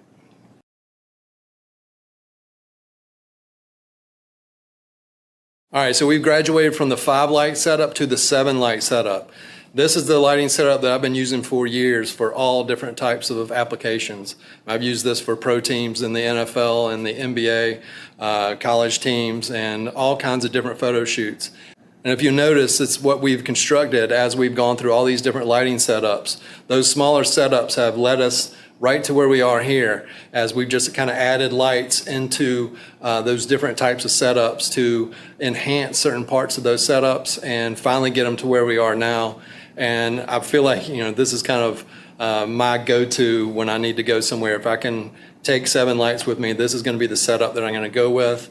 It's so versatile. You can dial things in and out. You can turn lights on and off and create so many different types of looks. And so that's kind of what we're going to demonstrate right here. All right, so the 2 lights that we added to the 5 light setup are 2 reflectors up in the corners. These kind of represent what would be maybe stadium lights in this type of setup. So I've added 1 to either side. They're both about a stop down from my key light exposure, since we don't want to bring too much power in to overpower what else we have going on. And as you'll see from some of the visual examples that I'll show, you'll see how they accentuate the edge lights that we already had going here with the strip box on one side and the umbrella on the other. So it's just an added dimension that if you can add these to your kit, that will, as you'll see visually, kind of add something extra to those edge lights. It's kind of like bringing a rim along with an edge, and then with the overhead hair light, where you're getting almost a complete coverage of your subject, which then once again gives you that dimension that is so appealing in a lot of this imagery. We made it. This long journey has ended at 7 lights, and now it's time to have some fun. So as you saw in the setup, what I added were the 2 reflectors up in the top corners. And what those will do is combine with our other edge lights and give us more of a rounded, edge pattern around our talent. You'll see it here. We're going to go through and I'll show you the differences, and we'll take a look on both sides of our talent. And then just we'll just kind of play around. I'll show you some images that we just kind of cranked out, mix some things up, turn some lights off, turn some lights down, and just kind of let my two subjects have a little fun after a long day of filming all this stuff in studio. And also I knew that it would just kind of hopefully open your eyes to how dynamic this type of lighting setup is and why I like to go to it for a lot of my different photo shoots. And it just makes things super easy on me, creates amazing looking images, and I'm going to be quiet so we can get right into it. All right, so right here, this first frame is those reflectors up in the corners. You can see we're getting a little highlight here, we're hitting the tops of the shoulders, we're getting some nice extra light, just adding to what we were doing earlier, but we're getting more coverage. So let's go here. This is with the overhead light, so you can see I've got nice light all the way around here. It's not just a little bit of light up here at the top and on the shoulders right here. We've got light coming all the way around, and that's with the three lights, the two and the reflectors and the overhead light. All right, next frame here, this is bringing in the strip box. So you can see the strip along with those reflectors. That's what we're getting here. Now I'm gonna select these two. Let's go full screen so we can see. I get asked this all the time online. Why do you add those other lights? And this is basically why. So this is the strip box right here by itself. And this is with the addition of those reflectors over here. So you can see a definite difference. It just adds a little bit extra to those edge lights, but it makes it that much more dynamic. And as I've mentioned multiple times on my YouTube channel, if you are, these lights I know aren't cheap, but you can add the 200 watt light and they will do just exactly what these are doing here. Obviously you got to power them up a little bit more, but you're paying a lot less. I know lig0h0t0ing has them, Pro Photo I think has some smaller lights, but you can use smaller lights because you are or I'm using them in reflectors, so you don't need, it's not as taxing on the batteries or just the light wattage itself. You get a lot more bang out of that when you have these smaller reflectors. You're not pushing through a bunch of diffusion, so you can use the lower powered lights, which are less expensive. My go-to kit these days is like 5 400s and 2 of the 200s. I can fit 2 200s in the same slot that one 400 will go in my case. So that's basically what I've adopted since I started using those 200 watt lights. So this is what I'm after though. Right here you can see just the difference here, and we'll go to the other side too, but to me this is a big enough difference to warrant that when I want this type of look. So let's go back here. So then we're going back here again, so that's once again with the I'm going to call them reflector rim lights at the top, and you can tell by the highlights kind of right here on the top of her hair. And once again we've got one edge on this one. So we're bringing in the umbrella, and you can see just a difference in light. Once again, with that umbrella, what it's doing is bringing like a softer edge that wraps more around. This is that softer edge with that reflector. You can see what we've got going here. Let me go full body. We're also getting a lot more light on the background, those types of things. And that's going to, like in this case, with a lot of white, it's going to bring a lot more light in this case. It's to me on a black backdrop it's going to be a little more dynamic.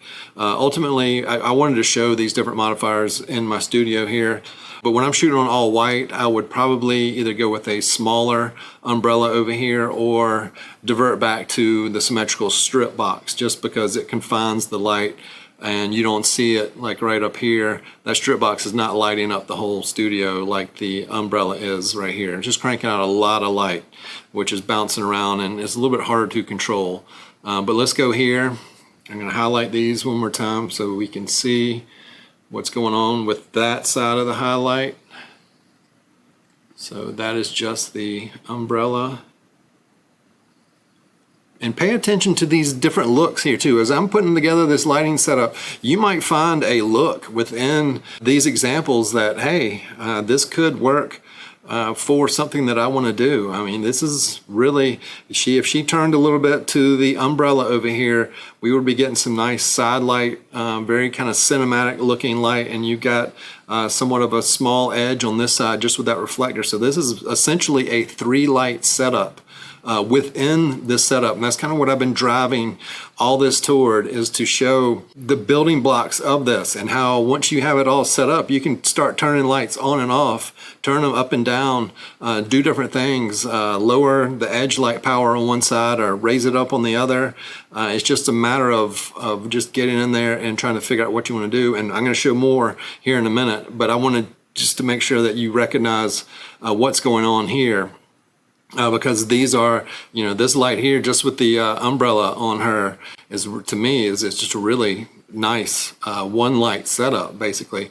And then if you want a little bit more dimension here, this is with the 2 reflectors again and the umbrella, but you can see the difference in what we're doing.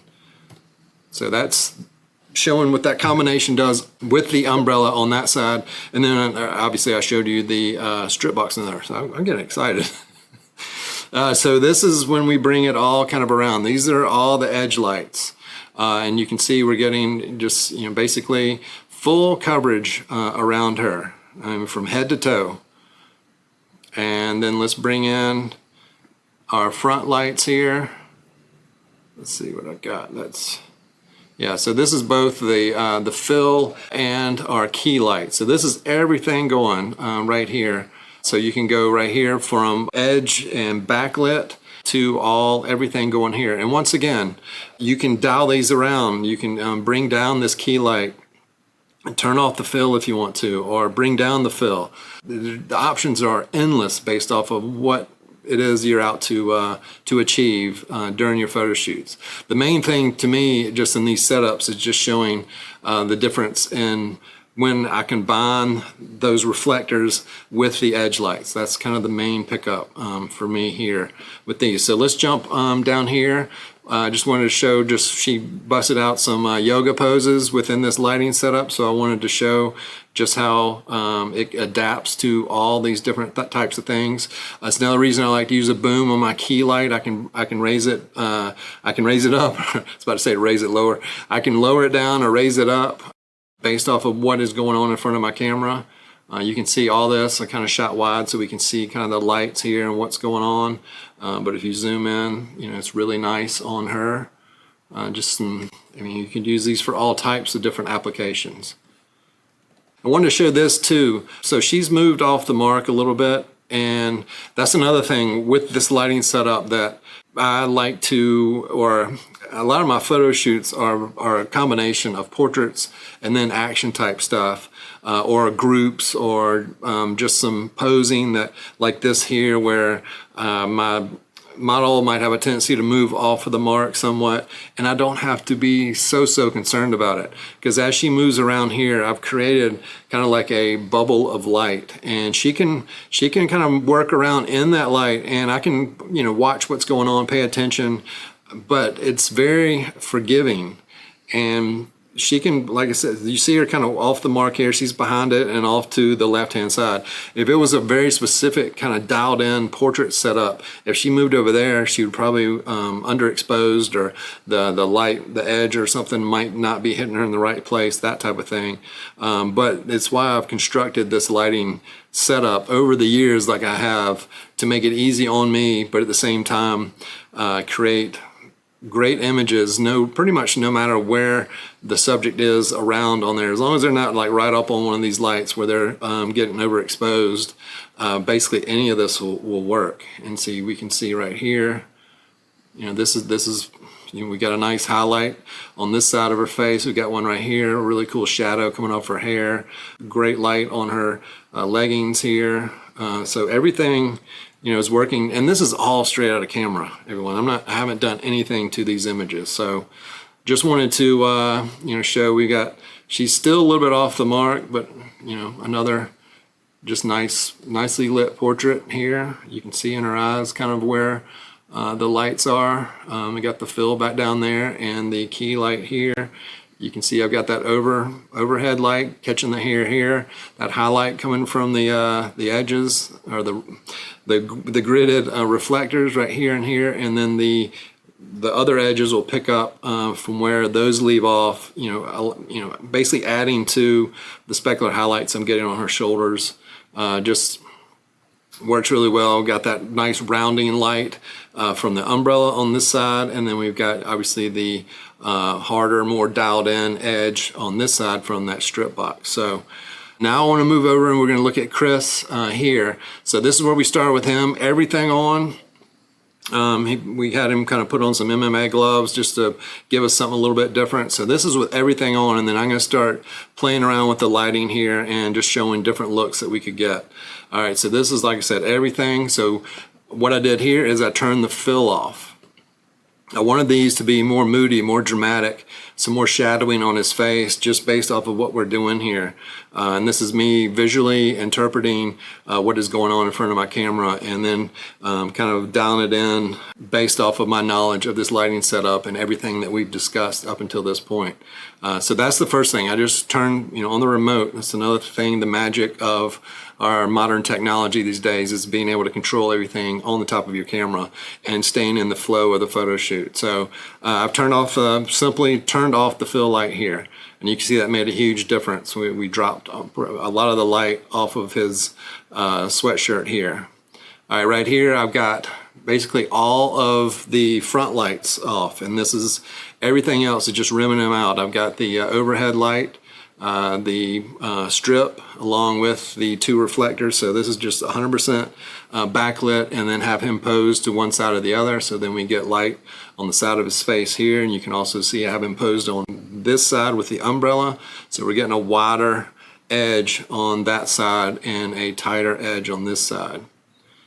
Okay, so now I brought the key light back in, and I've turned off the umbrella on this side, and I've turned off the strip box. So this is basically, we've gone back to a looks like I've got the overhead too. So we got a 4 light setup going. We've got the 2 reflectors in the back, we've got the overhead, and we have the key light. So we have him being kind of edged by 3 lights, and then 1 light here in the front, and just a really dynamic looking portrait here. What I've done too to add to what's going on here is I've brought in some water, some spray. So we sprayed him down like he's been working out. Even hit the top of his sweatshirt here to kind of give that effect where he's been sweating. Got him in the face a little bit. So you add that with this lighting, and you kind of get the sense of someone working out, and you're kind of taken to a place in time here. This is a sense of purpose with this lighting, along with the water effects we've got going here. Right here, I've turned the strip box back on, so I've got more of an edge on this side, but I have left the umbrella off on this side. I felt like the umbrella at this point was bringing maybe too much light, but I do have that reflector on the umbrella side that is still kicking a slight edge over here on Chris. So I felt that was working, plus, more shadowing, and as I mentioned here, shadows are just as important as light, and how you use those shadows and an effort to bring in drama to these images. And so this way we've dropped his hands, and I got I think this is the same lighting setup as what I have going on here. I believe the fill is still off, but guess what? We can look in his eyes and tell, yep, it's just that one key light in front, the strip box there, and the reflector still going. Same thing here, I just have him look off to the other side so we get some different light on his face. You can see that to that. I always like to have my talent kind of look off camera. If you constantly have your subjects looking into the camera, you lose the opportunity for more dynamic images. So here I've turned off the key light, and I've kept everything else kind of as it were, and brought in some smoke, and I'm lighting that smoke with the reflectors back there in the back and the strip. So we got a little bit coming between us and him. Same type pose, but a completely different feel here. Right here I have the same, looks like the same lighting, but I've had him kind of look down, and we brought more smoke in. So just a different type of mood here. And then right here, you can see I brought the key back, but I believe I've dropped it down about 2 stops. And you can barely see it in his eye right there, but we're catching some light here because I want to bring a little bit more light into his face for these. Once again, this is the same kind of setup where I've dropped the power on the key light. So we're taking the shadows that we started with here at the beginning. Let me see if I can scroll up. So let's look at these two. So this is with the lights, you know, I've got both edges going here. This right here, I've turned down our key light, I believe 2 stops, and I have turned off that umbrella, and then I just have the rest of our edging going on. So I've dropped his face more into shadow for that image there. And so that's the final image I did with Chris. Victoria was watching all this going on. She wanted to come out and strike one more yoga pose. And so that's what we did, brought in some smoke. I believe I kept pretty much the same lighting setup as I had with Chris there. Dialed down the key light, had the overhead going and the reflectors and the strip boxes you can see right here. So she's got a little more shadowing going on here, just a little more dynamic overall. So ultimately, I just wanted to turn this off here. Ultimately, the main focus here, as we kind of reach the pinnacle of this 7 lighting setup that I've put together over so many years, basically built this tutorial on. I just wanted to show just how dynamic it is with some images right here. We knocked these off fairly quickly after we filmed all the rest of this tutorial. It was a long day, and what was really neat is to see the talent that I was working with, how much fun they had just doing that and seeing the results on the computer. That's what it's all about. You know, at the end of the day, just when you can create images that get people excited, and I'm hoping that running y'all through this lighting setup, there will be, remember that there will be lighting diagrams that I'll include with this, because it is important to know the distance of the light from the subject, what modifier you're using on that lighting source, the power that is at, and then that's all based off of your camera settings as well. So I'll have all that included with all these setups. This last part was pretty much a crash course of everything we've done up until this point. I wanted to show y'all from 1 light all the way to the 7 light setup here, and just how within that there are multiple different setups that you can use for different applications. So thank y'all for tuning in to this run through of different lighting setups.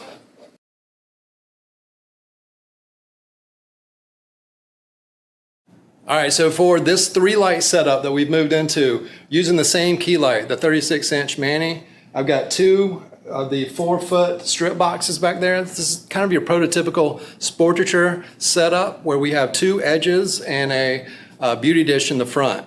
So what we'll do is we'll take a shot with just the beauty dish, and then we'll take an image that'll show what these 2 strip boxes are bringing for us.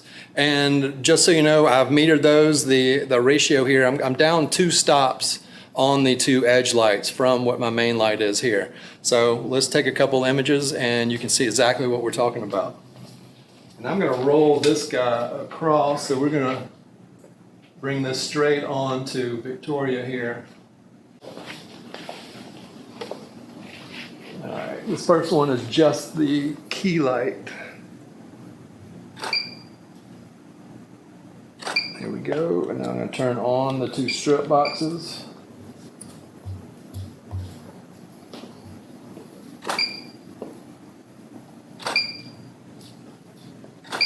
Give me an angle for one of these, Victoria, I'll let you pick.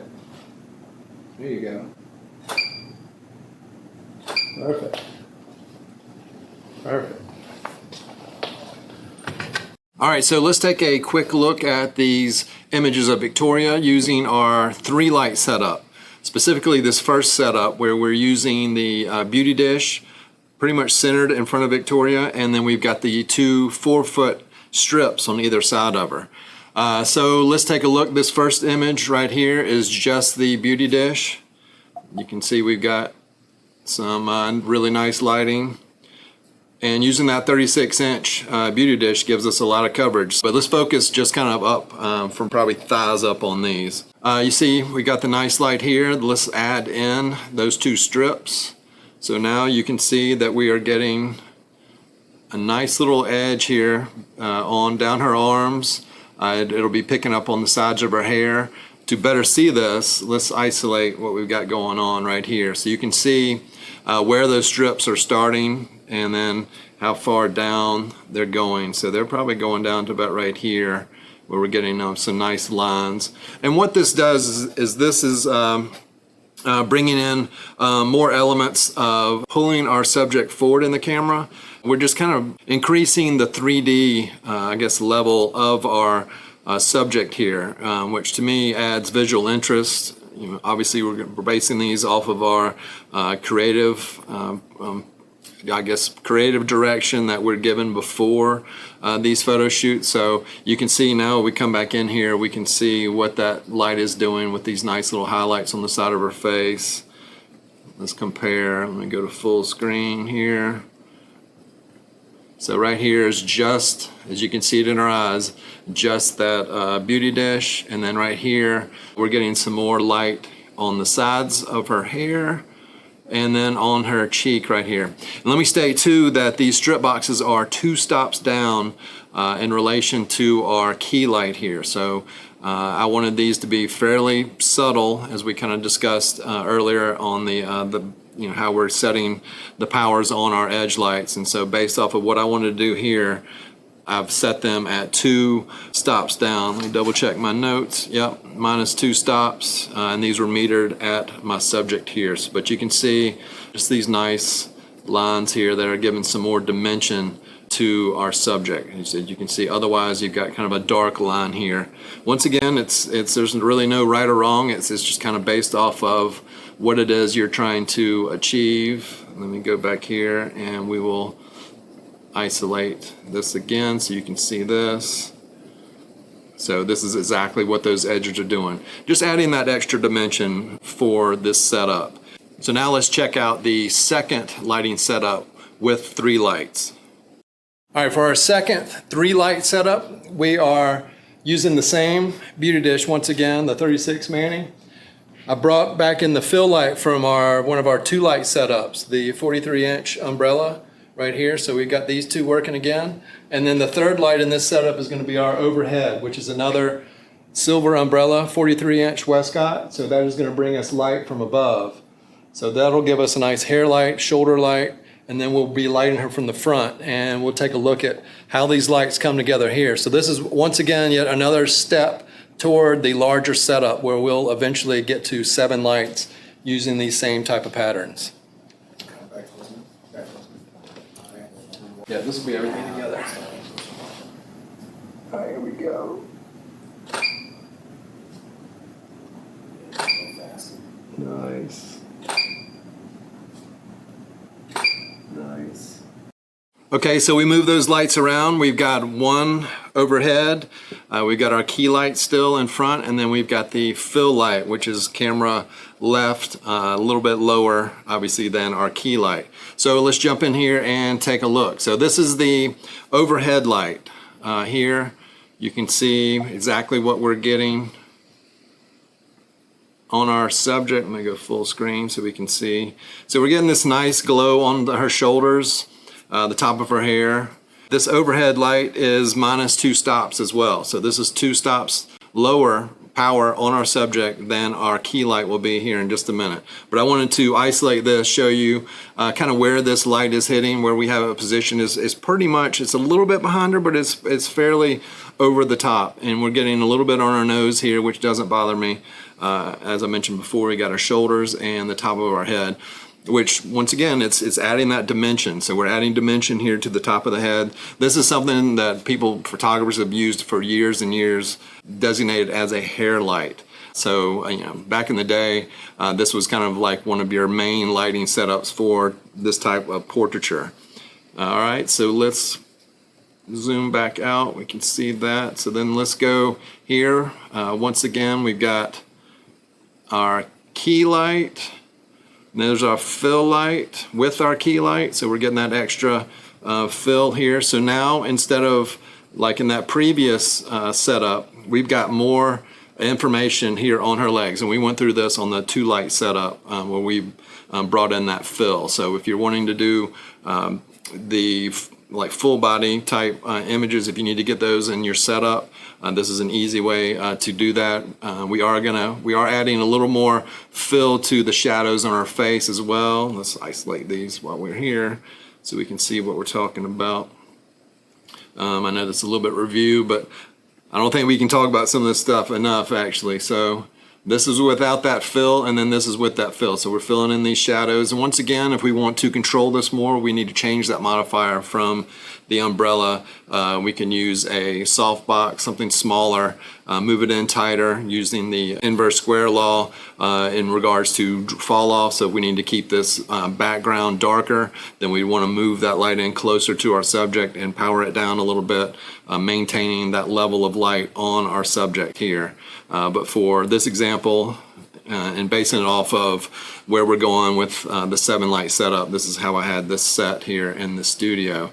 You can just see the difference here in that fill that we're getting on her darker pants here, leggings. So let's go back out to here, and then let's go down to our image with the overhead hair light, and you can see, let me bring this one up so we can see the added dimension that we have from just adding that one light here over top. So it once again is bringing her forward with that extra light here. You can actually see it coming down her nose as well. So we're getting that extra little highlight that we saw when we isolated that overhead on her nose, which actually increases the dimension actually of her face. So that is bringing her nose forward as well. And then we get the little highlights on her shoulders. Once again, this is 2 stops down from our key light, so just something subtle, but it's making a difference here, and you can clearly see what we've got going on between these 2 images. Once again, it's just adding an extra light to increase the dimension of our subject. Now we will take a look at how I altered this setup and brought Chris onto the set. So I wanted to revisit this 3-light setup, compare it to the one we did earlier with Victoria. We've changed out our model, and this is something that happens on commercial sets or on sets where you have multiple people. You've got darker skin tones, darker hair. Sometimes you're going to just have to adjust your lighting based off of who is in front of your camera. And sometimes you want to make it maybe a little bit more dramatic. So what we've done here, just to adjust what we just did with Victoria, I've kept my fill light the same. I've moved my key light out. I've slid it out just a little bit to give us a little more drama, a little more drop off on the side of Chris's face here. But then the overhead light, I've also split it back just a little bit, and then I've brought the power up where we're only a stop below what our key light is to accommodate Chris's darker hair and the clothing that he's wearing and the skin tone on his shoulder. So let's take a couple shots and we'll take a look at the differences.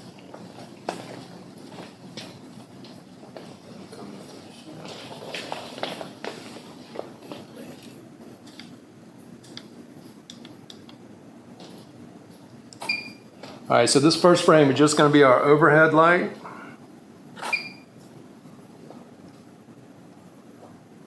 And then we're going to go to our full setup here.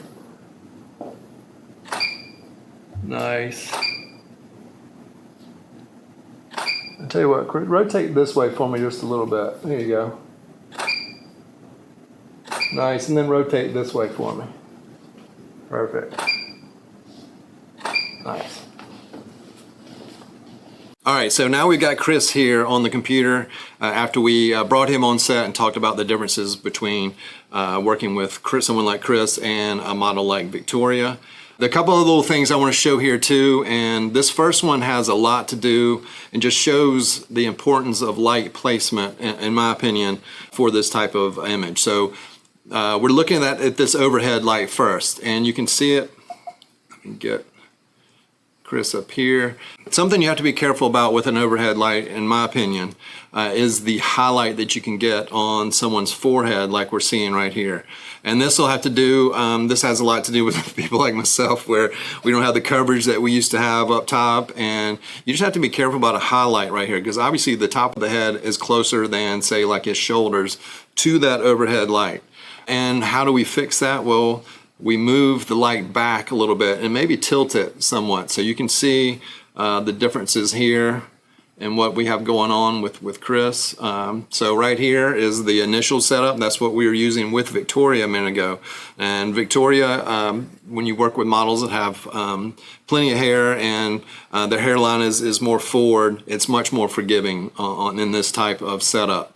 But it's a simple fix. I just rotated that light back a little bit and focused the coverage kind of on the back side of his hair here. And you can see just how that quickly adjusted for what he had going on here. So let's take a look just at the overhead once I adjusted it. So you can see, let's go full screen, we'll zoom in. So you can see this, I mean, it's doing exactly what we want it to do. Adding a highlight over the top here, coming down onto his shoulders here, and I have brought the power up. So this is just -1 stop. So I brought this light up a stop to compensate for the darkness of his hair. And what that's going to do too is give us a little more of a strong overhead kind of edge on his shoulders and stuff like that. And with Chris's wardrobe and everything set up here, I just feel like this is more fitting for what we had going on here, more of an athletic style image. So this is just, like I said, 1 stop down versus the 2 stops that we used a minute ago with Victoria. So we'll pull up Victoria's. All right, so right here we can see what's going on between, the difference in these lights. So this is stop more power on Chris over here. I just wanted to isolate these for y'all so you could see kind of exactly what's happening here. Once again, just changing it up based off of the creative direction, who's in front of my camera, and what we're looking to achieve visually.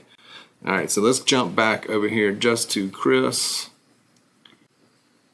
All right, so if we look at the 3 light setup with Chris, what I did here was I rolled out the key light. So we're getting much more of a fall off on the side of his face. So once again, increasing kind of that dramatic effect just by moving the placement of that key light. And then you see here what we're getting with that overhead light, which is giving us the shoulders. I've rolled it back in for this light here so you can see the difference just in placement. Once again, you just have to be conscious of where you're placing your lights and why you're placing them, why you're putting them where you are. And that's what we're getting, these 2 lights here. And then we can just move things a little bit here and there and just change the whole look of what it is that we're going after. But the 3 lights give us a lot of options when we're working with our subjects like this. So it's just adding in 1 more light from the 2 light setup that we looked at earlier, giving us more options when it comes to adding dimension, visual interest to our subjects here. And then, as I've been harping on here, you just have to be mindful of the placement of those lights, and then obviously the power of those lights as well, based off of what it is that you want to do. All right, so I wanted to jump back in here and add a little more information in regards to the overhead light and placement of that light based off of who we're working with. As we saw in that image with Chris, we were getting that highlight on the kind of the crown, the forehead area. And if we're working with a group of people where that is becoming, it's going to be a constant issue throughout our shoot, it's a lot easier to address that modifier than it is to constantly move that light around. And that's where what we can do is just soften that overhead light a little bit by adding something like diffusion. We're using, in this setup, we're using an umbrella, and what we could easily do is just bring that umbrella down, add diffusion to the front of it, take it back up, and that's going to soften that light source. So the highlight shouldn't be as pronounced on his head. You might have to make some adjustment there, or we could go to a larger box or even a larger umbrella with diffusion, and just to accommodate what it is we're doing, during our photo shoot to make life easier on us. And let's face it, at the end of the day, probably 90% of the time, we are the ones that are going to notice these things. Probably most of the people aren't even going to notice that hot spot on the top of someone's head, but it's up to us to deliver the best product possible. And in that same vein, it's up to me to deliver this the best tutorial here possible. So that's why I wanted to jump in here as I was putting this, editing all this together. I was like, dang it, I should have said that. I just kind of brought in another alternative to facing that how to overcome that hot spot on the head. So I want to just kind of add that in. It goes back to our modifier choice, modifier placement, and power. So those are 3 keys that we're talking about through this tutorial when it comes to these different lighting setups. So forgive me for doing this, but I want to make this a really a tutorial where I'm unloading as much info as possible to help y'all out in any way I can. So now we'll move on to the 4 light setup, and things get really interesting from here. I get more and more excited as we get through this tutorial. So I will see you over there.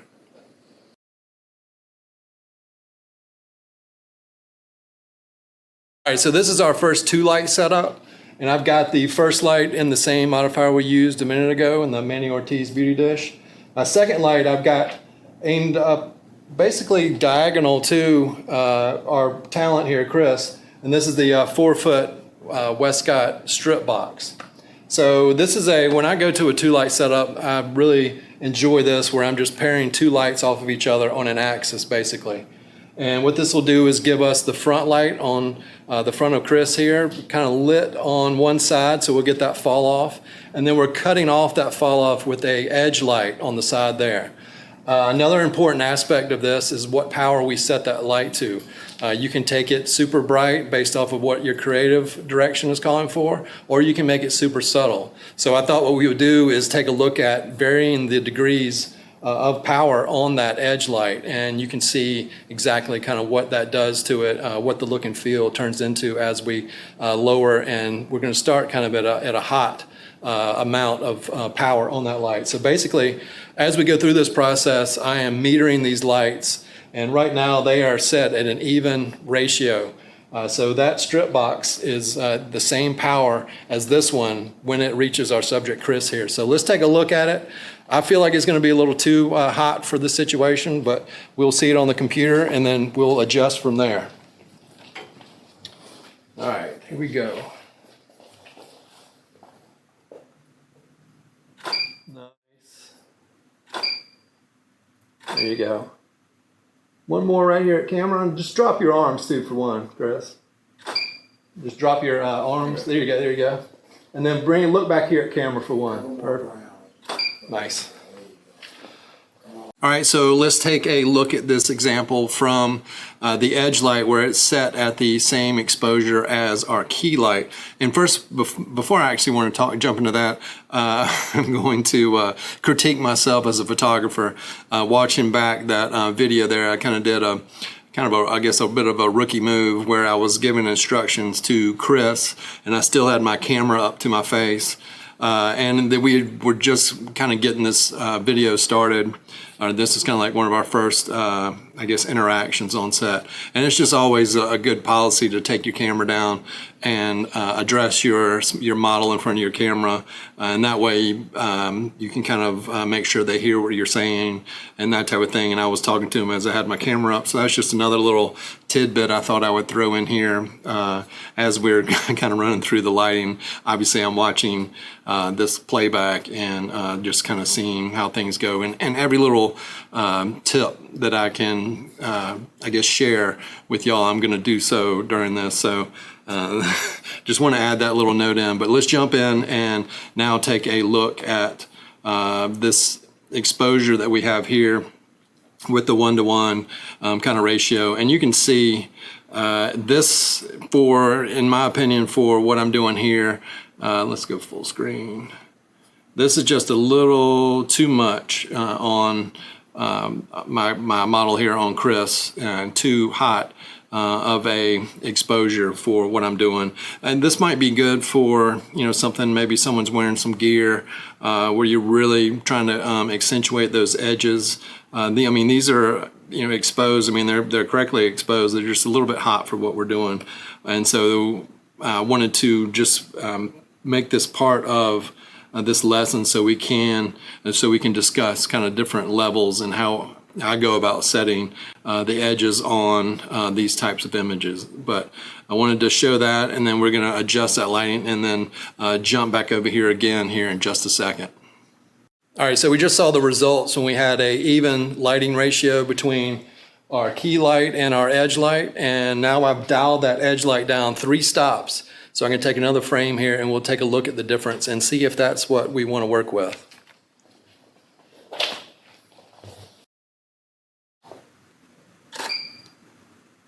Nice. One more at me, we'll just take a look. Perfect.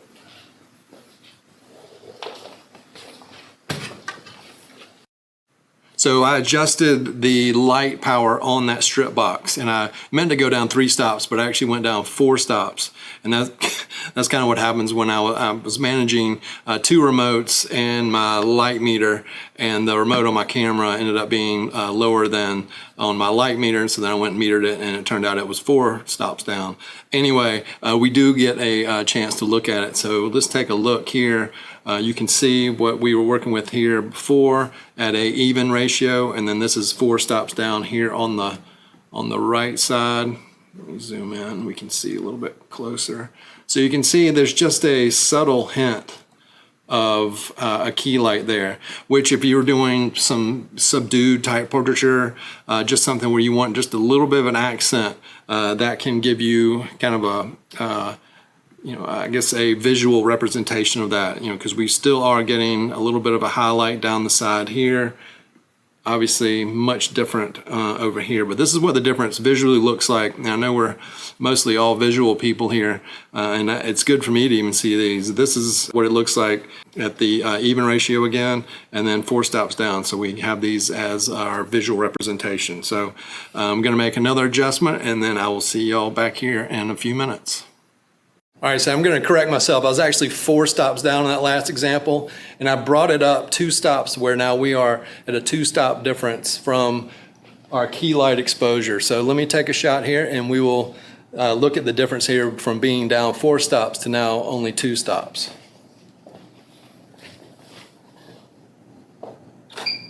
There we go, perfect. One more.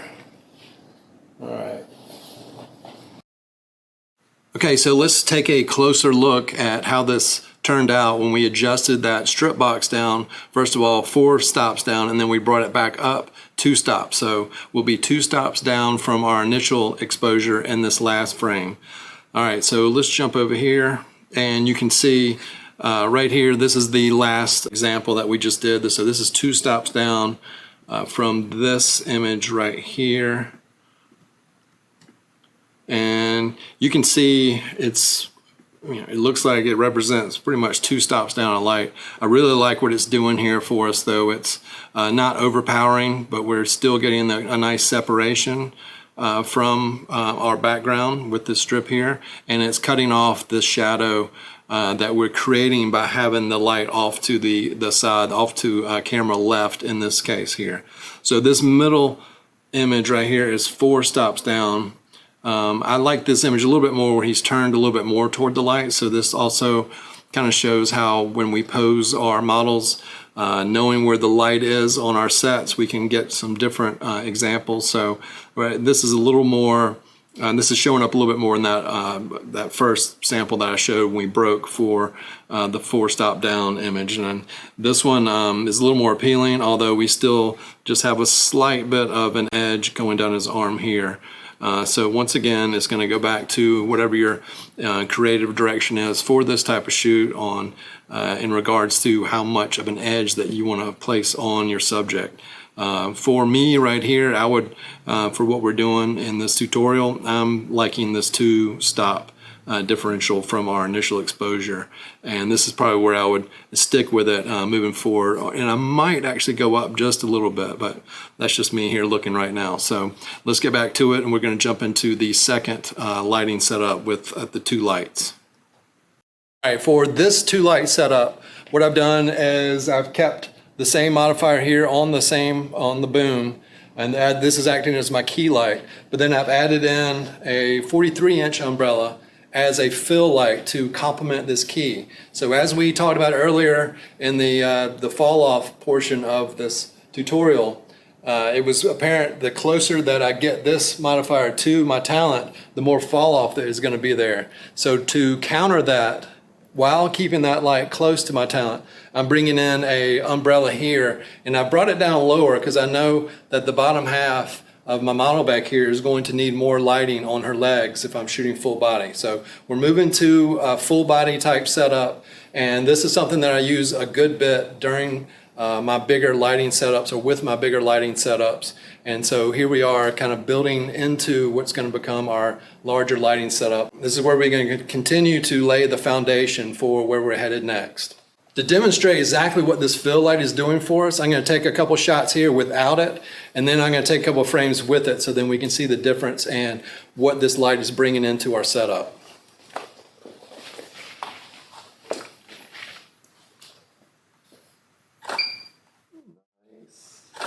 All right,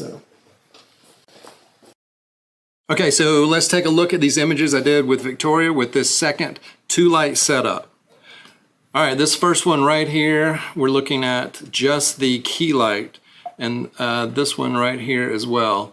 And then we'll jump down here. This is when I bring in the fill light. So you can see there's a pretty good difference there. Let's bring these next to each other and go full screen. So let's remember where those lights are placed. We had the key light, which was camera right, and then we had the fill light, which was the 43-inch umbrella without diffusion, silver umbrella, camera left and lower. So that's going to naturally bring in more light on the legs, as I was talking about in the first part while I was taking these photos. And we're going to get that light here, but it's also coming up here and filling in some of the shadowing that we are putting over here on this side. So what I would do is take a look at this, and it would go back to the creative direction, what I wanted to achieve during this photo shoot. If I wanted to keep things dramatic, if I wanted, let's zoom in to her face here so you can see that fall off closer, and then we'll go, oops. And we'll go over here on this side. So if I wanted to maintain this fall off over here, what I could do is move that fill light from camera left over to camera right. So then it is on the same side as my key light. And then that would bring back this shadowing on this side. And then we would have the better exposure on the lower portion of her. So we would be able to capture the full body images like we're wanting to do. But I just wanted to stress how important your placement of the fill light is. Sometimes I'll use a larger umbrella and place it kind of behind me, and it just depends on the shooting space and what you've got going on. But it's an ultra powerful tool, and I think, at least in my opinion, before I really started getting into all this, like if I was thinking of fill light, it was almost like a secondary light. But it is just as important, if you ask me, almost as the key light, because you're using the fill light to control the shadowing. And based off of what you're trying to achieve, if you want to keep things a little more dramatic, you want those shadows to maintain themselves in a full body image. When you're using the 2 light setup like we had set up there, then you would need to move that key light over. Another thing you could do is switch out that modifier. We could change that to something that's a little more light restrictive than an umbrella, maybe a softbox with a grid, that type of thing. And then we would be more dialed in to where that light is hitting her. There's some other little things you can do there. We could bring a flag in and block the light from hitting her on the face from the position of that fill light, and that would do the same type thing. Another aspect of the fill light here too is if we go back to the inverse square law with the light, we've got that light further back, and we've had to power it up even though it's 2 stops below what our key light exposure is. It is lightening up our background back here. And so I do get questions a lot of times about how do I keep my light off the background. And what you would need to do is move that light in closer to her, and then that would help with the fall off, which would happen prior to your background here, and it would be much more close to what we had going on here. And then, you know, there's some other aspects to this. It just, like I said, it's got to go back. It goes back to what you're trying to achieve, and then where you're located. And we're in a studio with a white cyc wall, so there's a lot of light bouncing around. And if I were, you know, if we wanted to kind of maintain these shadows here, definitely I would change the modifier that I'm using from that umbrella.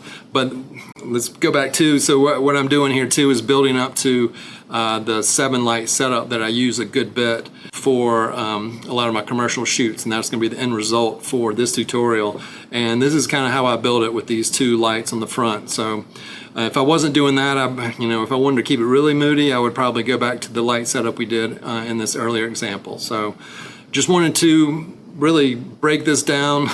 It's only 2 lights, but there's a lot going on here, and there's a lot of different things you can do.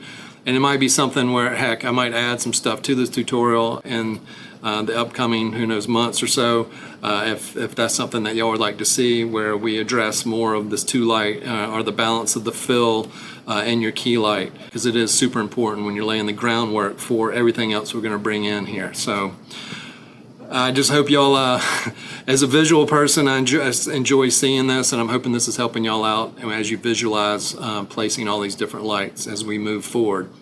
But the next section of this, I believe, what I want to do is show y'all some real-world examples of using 2 different light sources, examples that I've used on commercial sets for clients, and hopefully you'll like the results and maybe learn something from there too, because there's a lot of different things going on. And that's where ultimately I want to lead y'all through this tutorial to where you can be placed in almost any type of scenario, any kind of location with any type of model.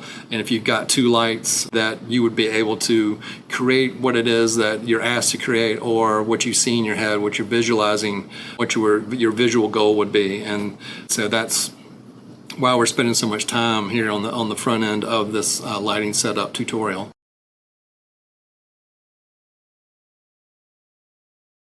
All right, I for one am very excited about this last little segment or session in this tutorial.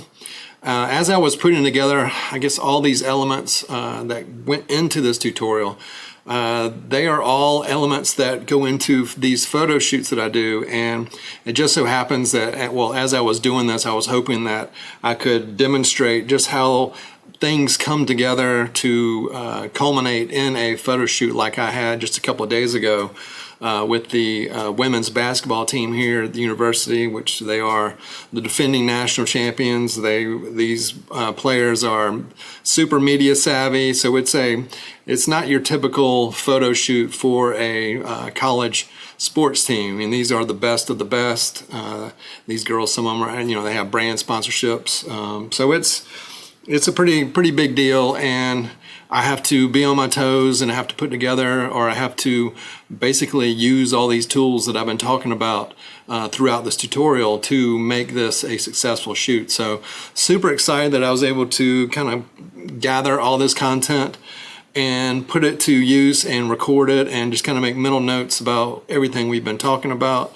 And I'm going to stop babbling, but I am I am excited because this is how it happens, and I'm hoping that not just talking about these things as we've done through this tutorial, but actually seeing how they are put to use during an actual photo shoot, you'll make a connection. This is kind of watching these videos is more of a passive style learning, which I will have talked about here.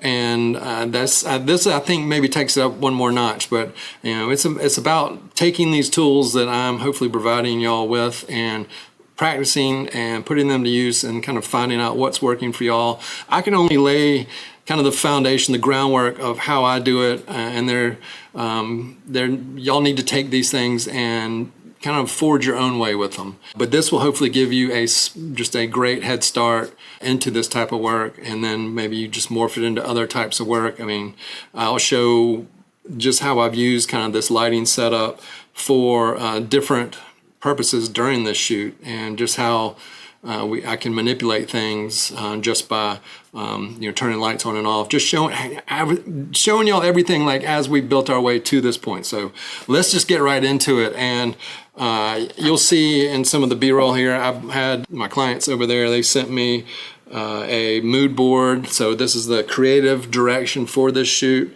I get kind of a look and feel for what they're hoping to achieve over there. And so then, as we discussed in that creative direction section and mood board section, I get an idea of the lighting that I'm going to be needing for this shoot, the look and feel, all those types of things I can take from this, and then I'll have this on set, as you'll see over there, so then I can show this to some of the players and make sure that we're all on the same page there, and maybe give them some extra ideas when especially some of the younger girls or younger players might not be quite as seasoned as some of the players that have been there for a year or two.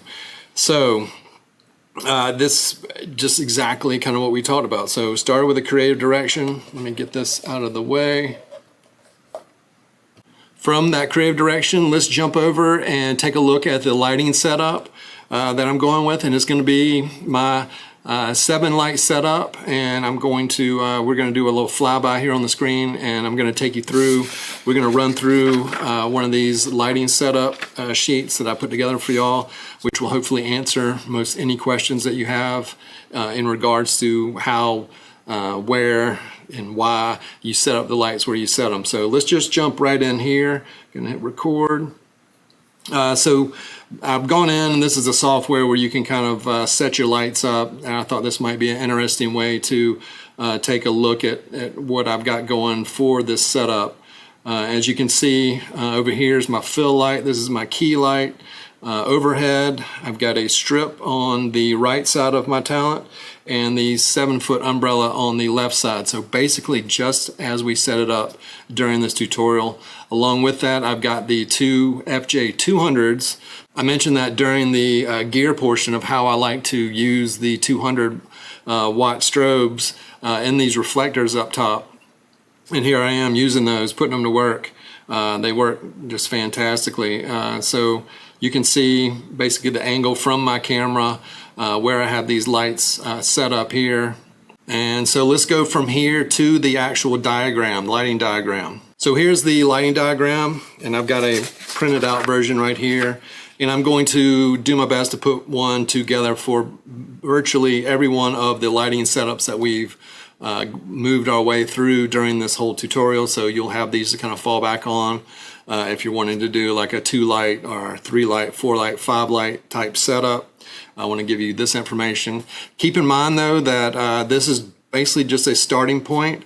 You can play with it how you will and make things work the way you need them to work, but this is I basically took everything from what I did a couple days ago. I did measurements, and I also of where the modifiers were in relation to my subject, and then I also took meter readings of those lights, so then I can give you an accurate representation of the lighting ratios that we'll look at right here on the screen. Let's just start with the key light, and it's going to be my, set basically at my base exposure, which is at 5.6 here.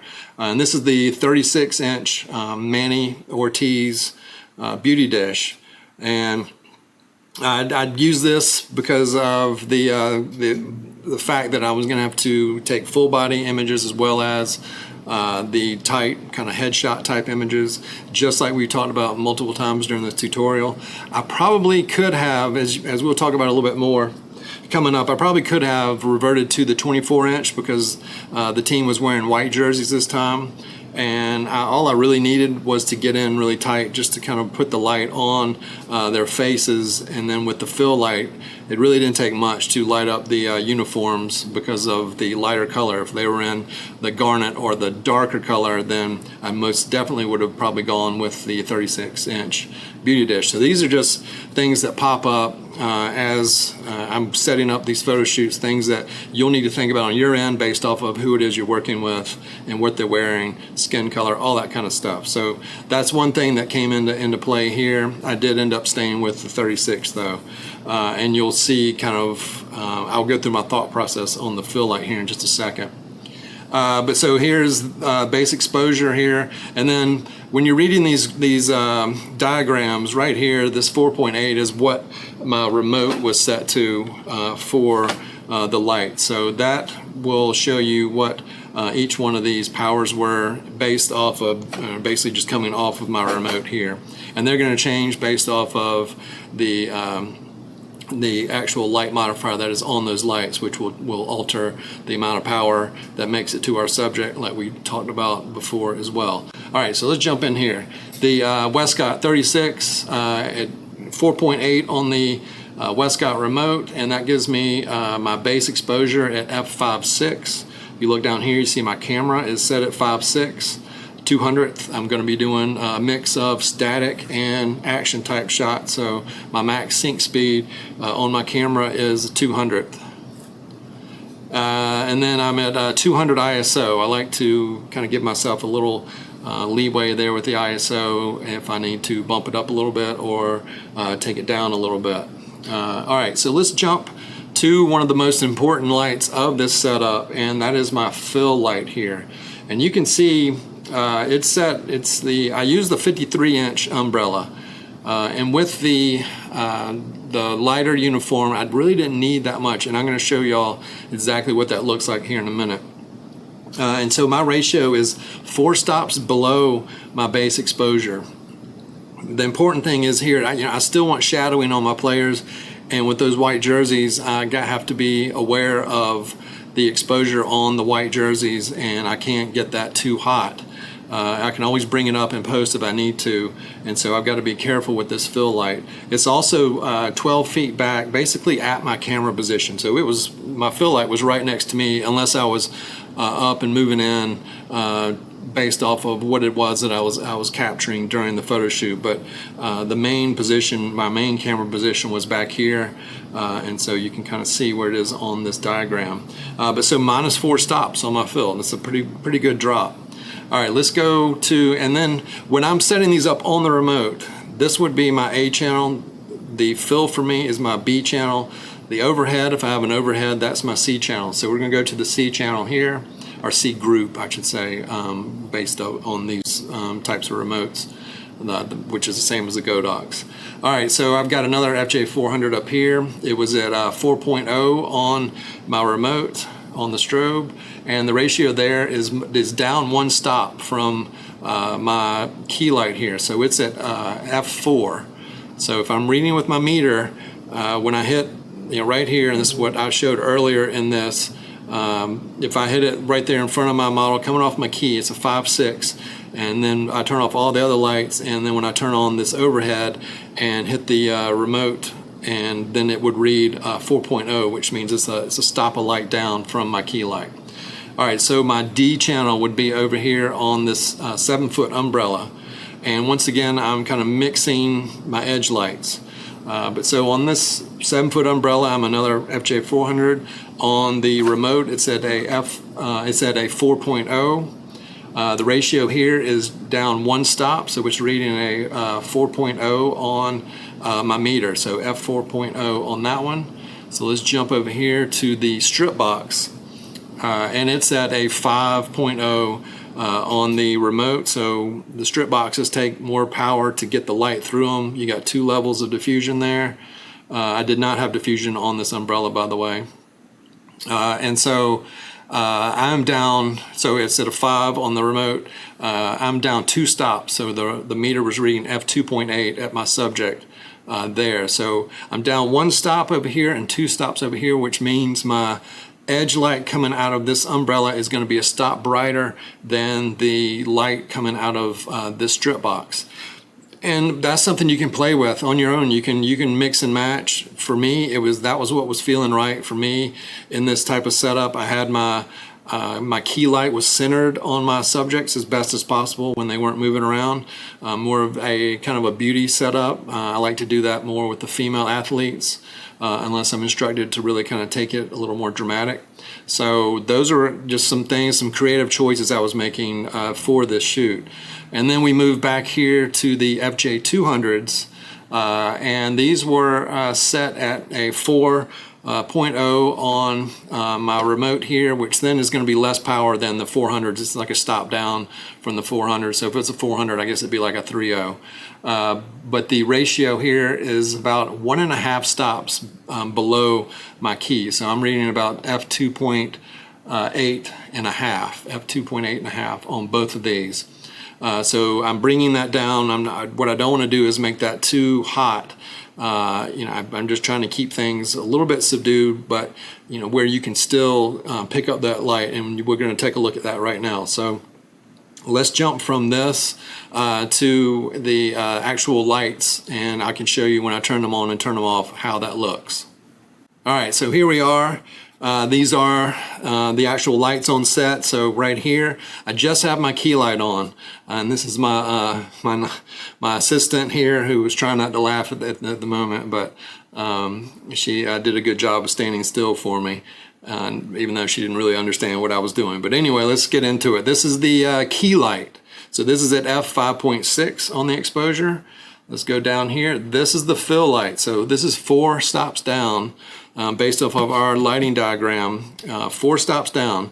It doesn't look like much here, but you'll see when it comes together. So let's move to the overhead. And I believe that this one is just 1 stop down here. So you can see it on her shoulders and the top of her hair. Go over here. This is the umbrella, obviously, and this is 1 stop off of our exposure. So this is reading at f4. And we'll go down here. This is the strip. So this is reading 2 stops down.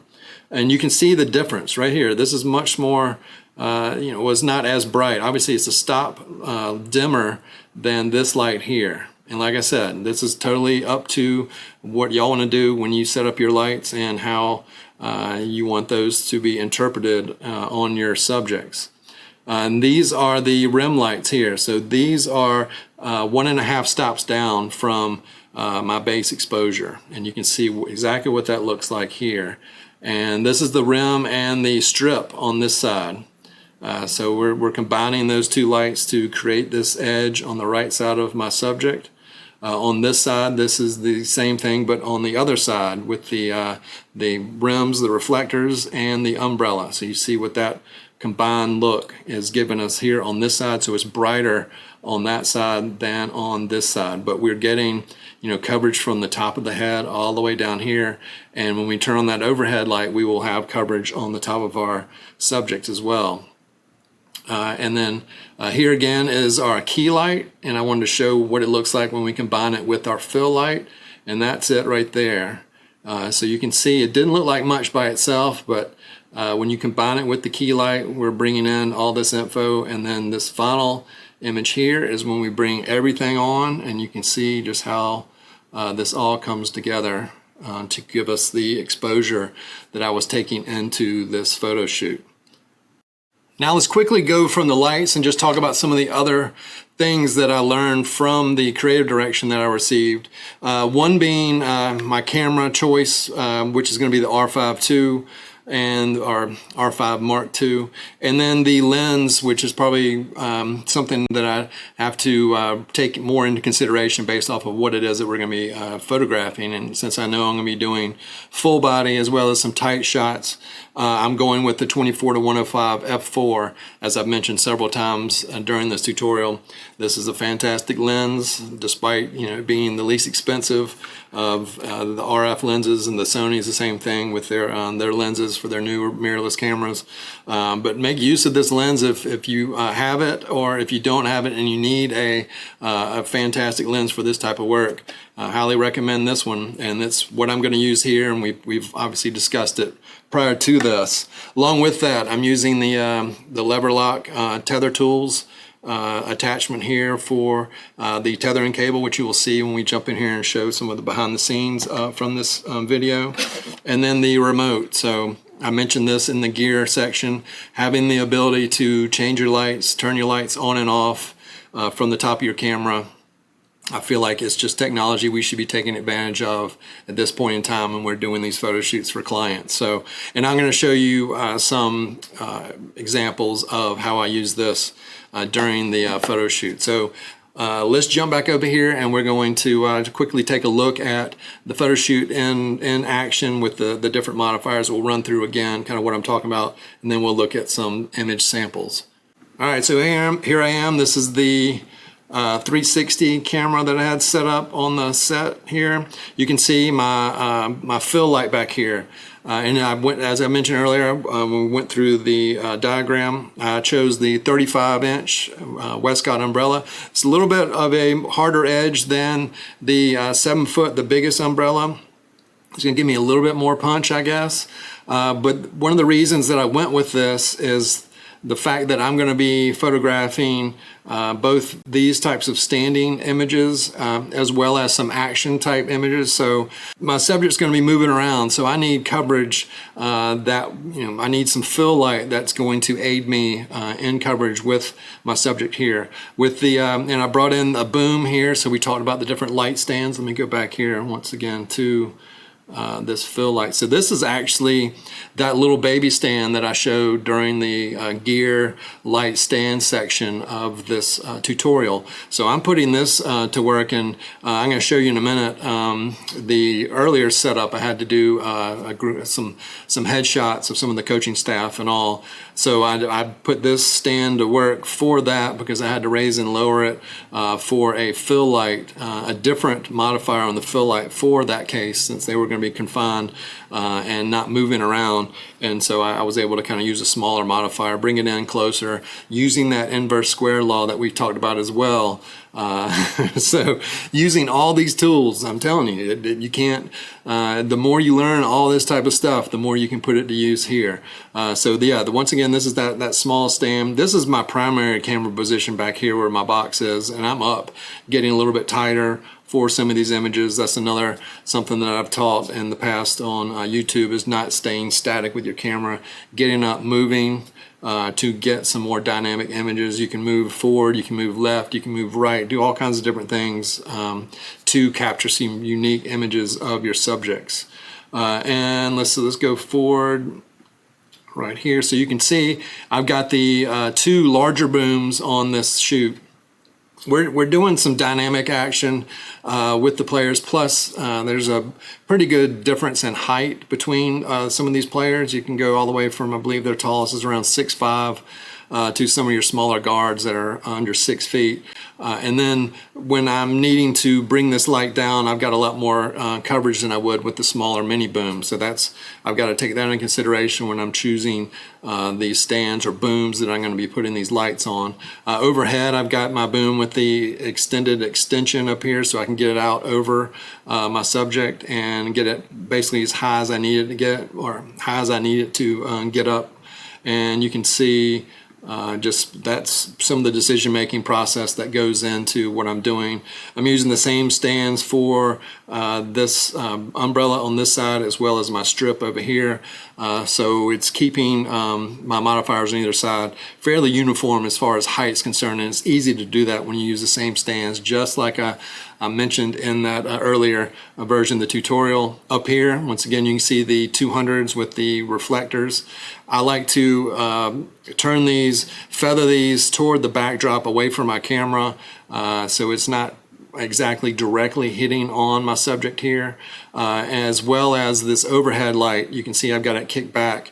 We talked about how you can get a hot spot on the forehead, and you can see it's kind of prevalent for some of these shoots. So to save myself from having to worry with that between players on this, I will just pretty much automatically roll it back a little bit and then turn it to where it's shining kind of forward, so I'm not losing all that much coverage. But same thing that we went through earlier in this tutorial, I'm putting it to work right here, and you can see as we kind of go around this way, As you saw earlier in some of the B-roll, this is where I had the mood board, my creative direction, so I could scroll through that for my talent on set. You can see I've got my tethering cable coming over here into the computer. We got instant results. These players love to check out their results during the photo shoots, after the photo shoot, so I'm making sure that they can see, she's looking at it right there, so they can keep an eye on what's going on.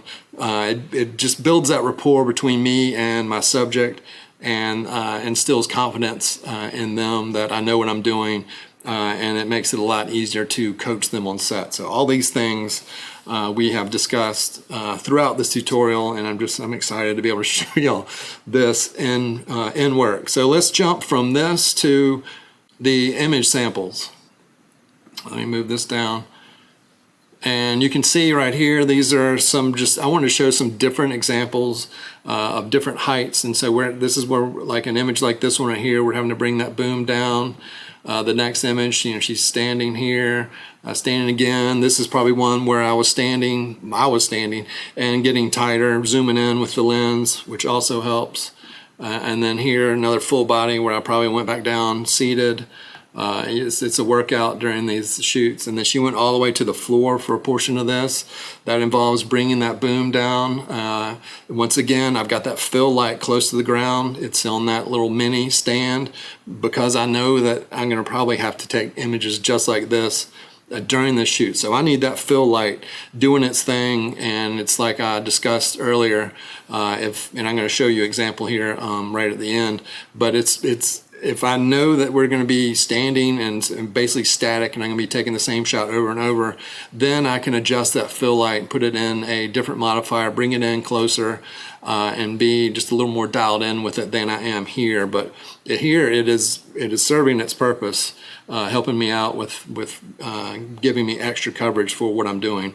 Once again, I know I'm going to have multiple players, so that fill light works well for that. I'll get them to kind of split the mark here. So then you've got my key light here, which is hitting both of them. The edges will probably be a little bit hotter because they're closer to them, but I'm not too concerned about that, at this point. This is more about the exposure kind of on the fronts of them, and once again, that fill light is doing its thing along, in combination with the key light, and just some more fun type stuff. But I know, having used this lighting setup, you can see it's working just in this whole little area right here, and that's the magic of using all these kind of lights and what they're bringing me. It just makes it super easy for just seamless type of work here. It would be a whole different thing where if they wanted to say we're going to do this, and this is more spontaneous. If I had to move lights around to facilitate something like this, then it just kind of takes out that spontaneity. Plus, then I've got to move them back to hopefully get them in the same spot to where every photo from this point on will still look the same. So this is just a way to avoid all that. All right, here's an example here where I'm using the remote. I've cut off everything except for the two edge lights here. And I believe and I've got the rims too. So I've got the 200s are still firing here, and I've got the strip and the umbrella. So right here, using this on top of my camera to try and do something a little bit different than what we're doing. Right here, I turned the overhead back on, so you can kind of see. I realized this was a little bit too dark for me, and then I turned on that overhead, which gives us a little bit more coverage. Just basically a completely backlit image. This gives them some opportunities if they want to use something a little bit different for a graphic, that they'll have this.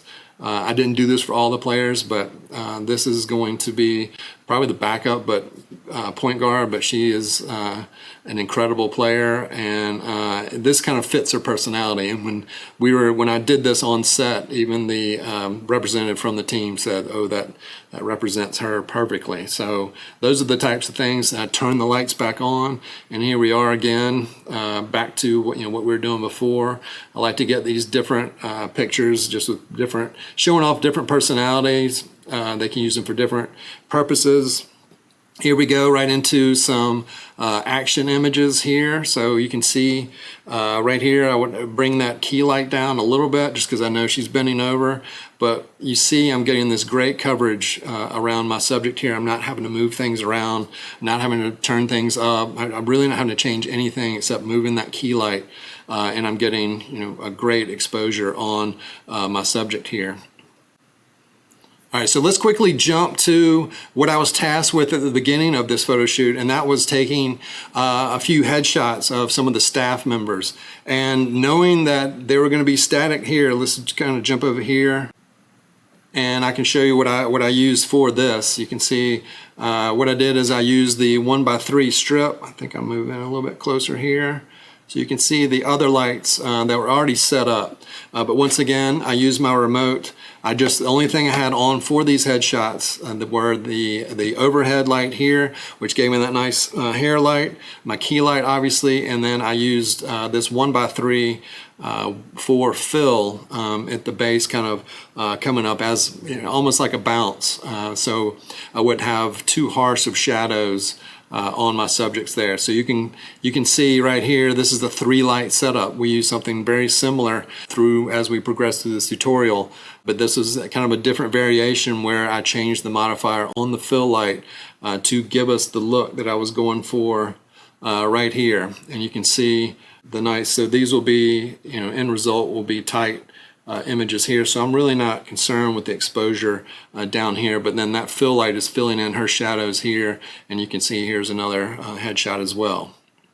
All right, one last thing, and this is kind of funny because this is how I do this during the photo shoots, and I mentioned this during the creative direction portion, where once I pretty much have everything else in the can, that's when I kind of maybe bring up something that I haven't done before, or maybe another creative idea that I want to try. And that's exactly what I did here for this photo shoot. Let me show you one of the results right here, and this is what I'm talking about. And what I'd done, I just picked up one of these prism filters, and you can see it gives you this little motion effect on either side. It takes a little practice to get used to, if I'm being honest, but it does give you a really different look, and it looks like these players are moving when they aren't really moving. But this was just a thing I pulled out. Wanted to see if they wanted to try something different. This is one of the first players here, and so I took a couple of frames. You know, the players really loved them, and because they look so different. And so we did basically a little set for each one of the players. But you know, like I said, this is just, you know, continuing to, you know, push the boundaries, push you know, what it is you're offering your clients, separating yourself from your competition, doing these types of things. And then you kind of get a little reputation for this type of stuff, which really only helps you out, if you ask me. We tried some different things. Some of them worked better than others. You know, these are okay, I guess. I really kind of like the static looking shots for this effect. And so let me go back up here. This is one of my favorite ones here. So that's kind of where I'm going to conclude this. I'm just really excited that I was able to have an actual photo shoot where I could basically show how what we've run through during this tutorial, and how I basically put these elements together during a photo shoot. And it's just not me just talking into the ether here about different things. This is the stuff I've shared during these steps of this tutorial, all the way through it, is stuff that I actively use on these photo shoots. And I'm hoping that me sitting here and showing you how I use these things will open your eyes to just, you know, how this stuff comes together to create hopefully really impressive images for your clients. So thank you all for joining me on this journey. I'm hoping that I've answered a lot of your questions and showed you with visual representation of kind of what it is that we're all here striving to do. And once again, all the way to the end, to where we try to maybe take things another step in stretching our creativity. So thank you all for tuning in throughout this lighting section. Wow, if you've actually consumed the 3.5 hours of content and clicked on this wrap-up video, I'm impressed. That being said, I do want to thank you again for being here. If you have thoughts, comments, questions about anything, please feel free to reach out in the comment section or the contact section on this website. If you have any ideas for future content, let me know there as well. I've got some thoughts on some things I can expand on from this tutorial potentially in the future, and then maybe doing some things like on the retouching end of things that I can potentially add to this website.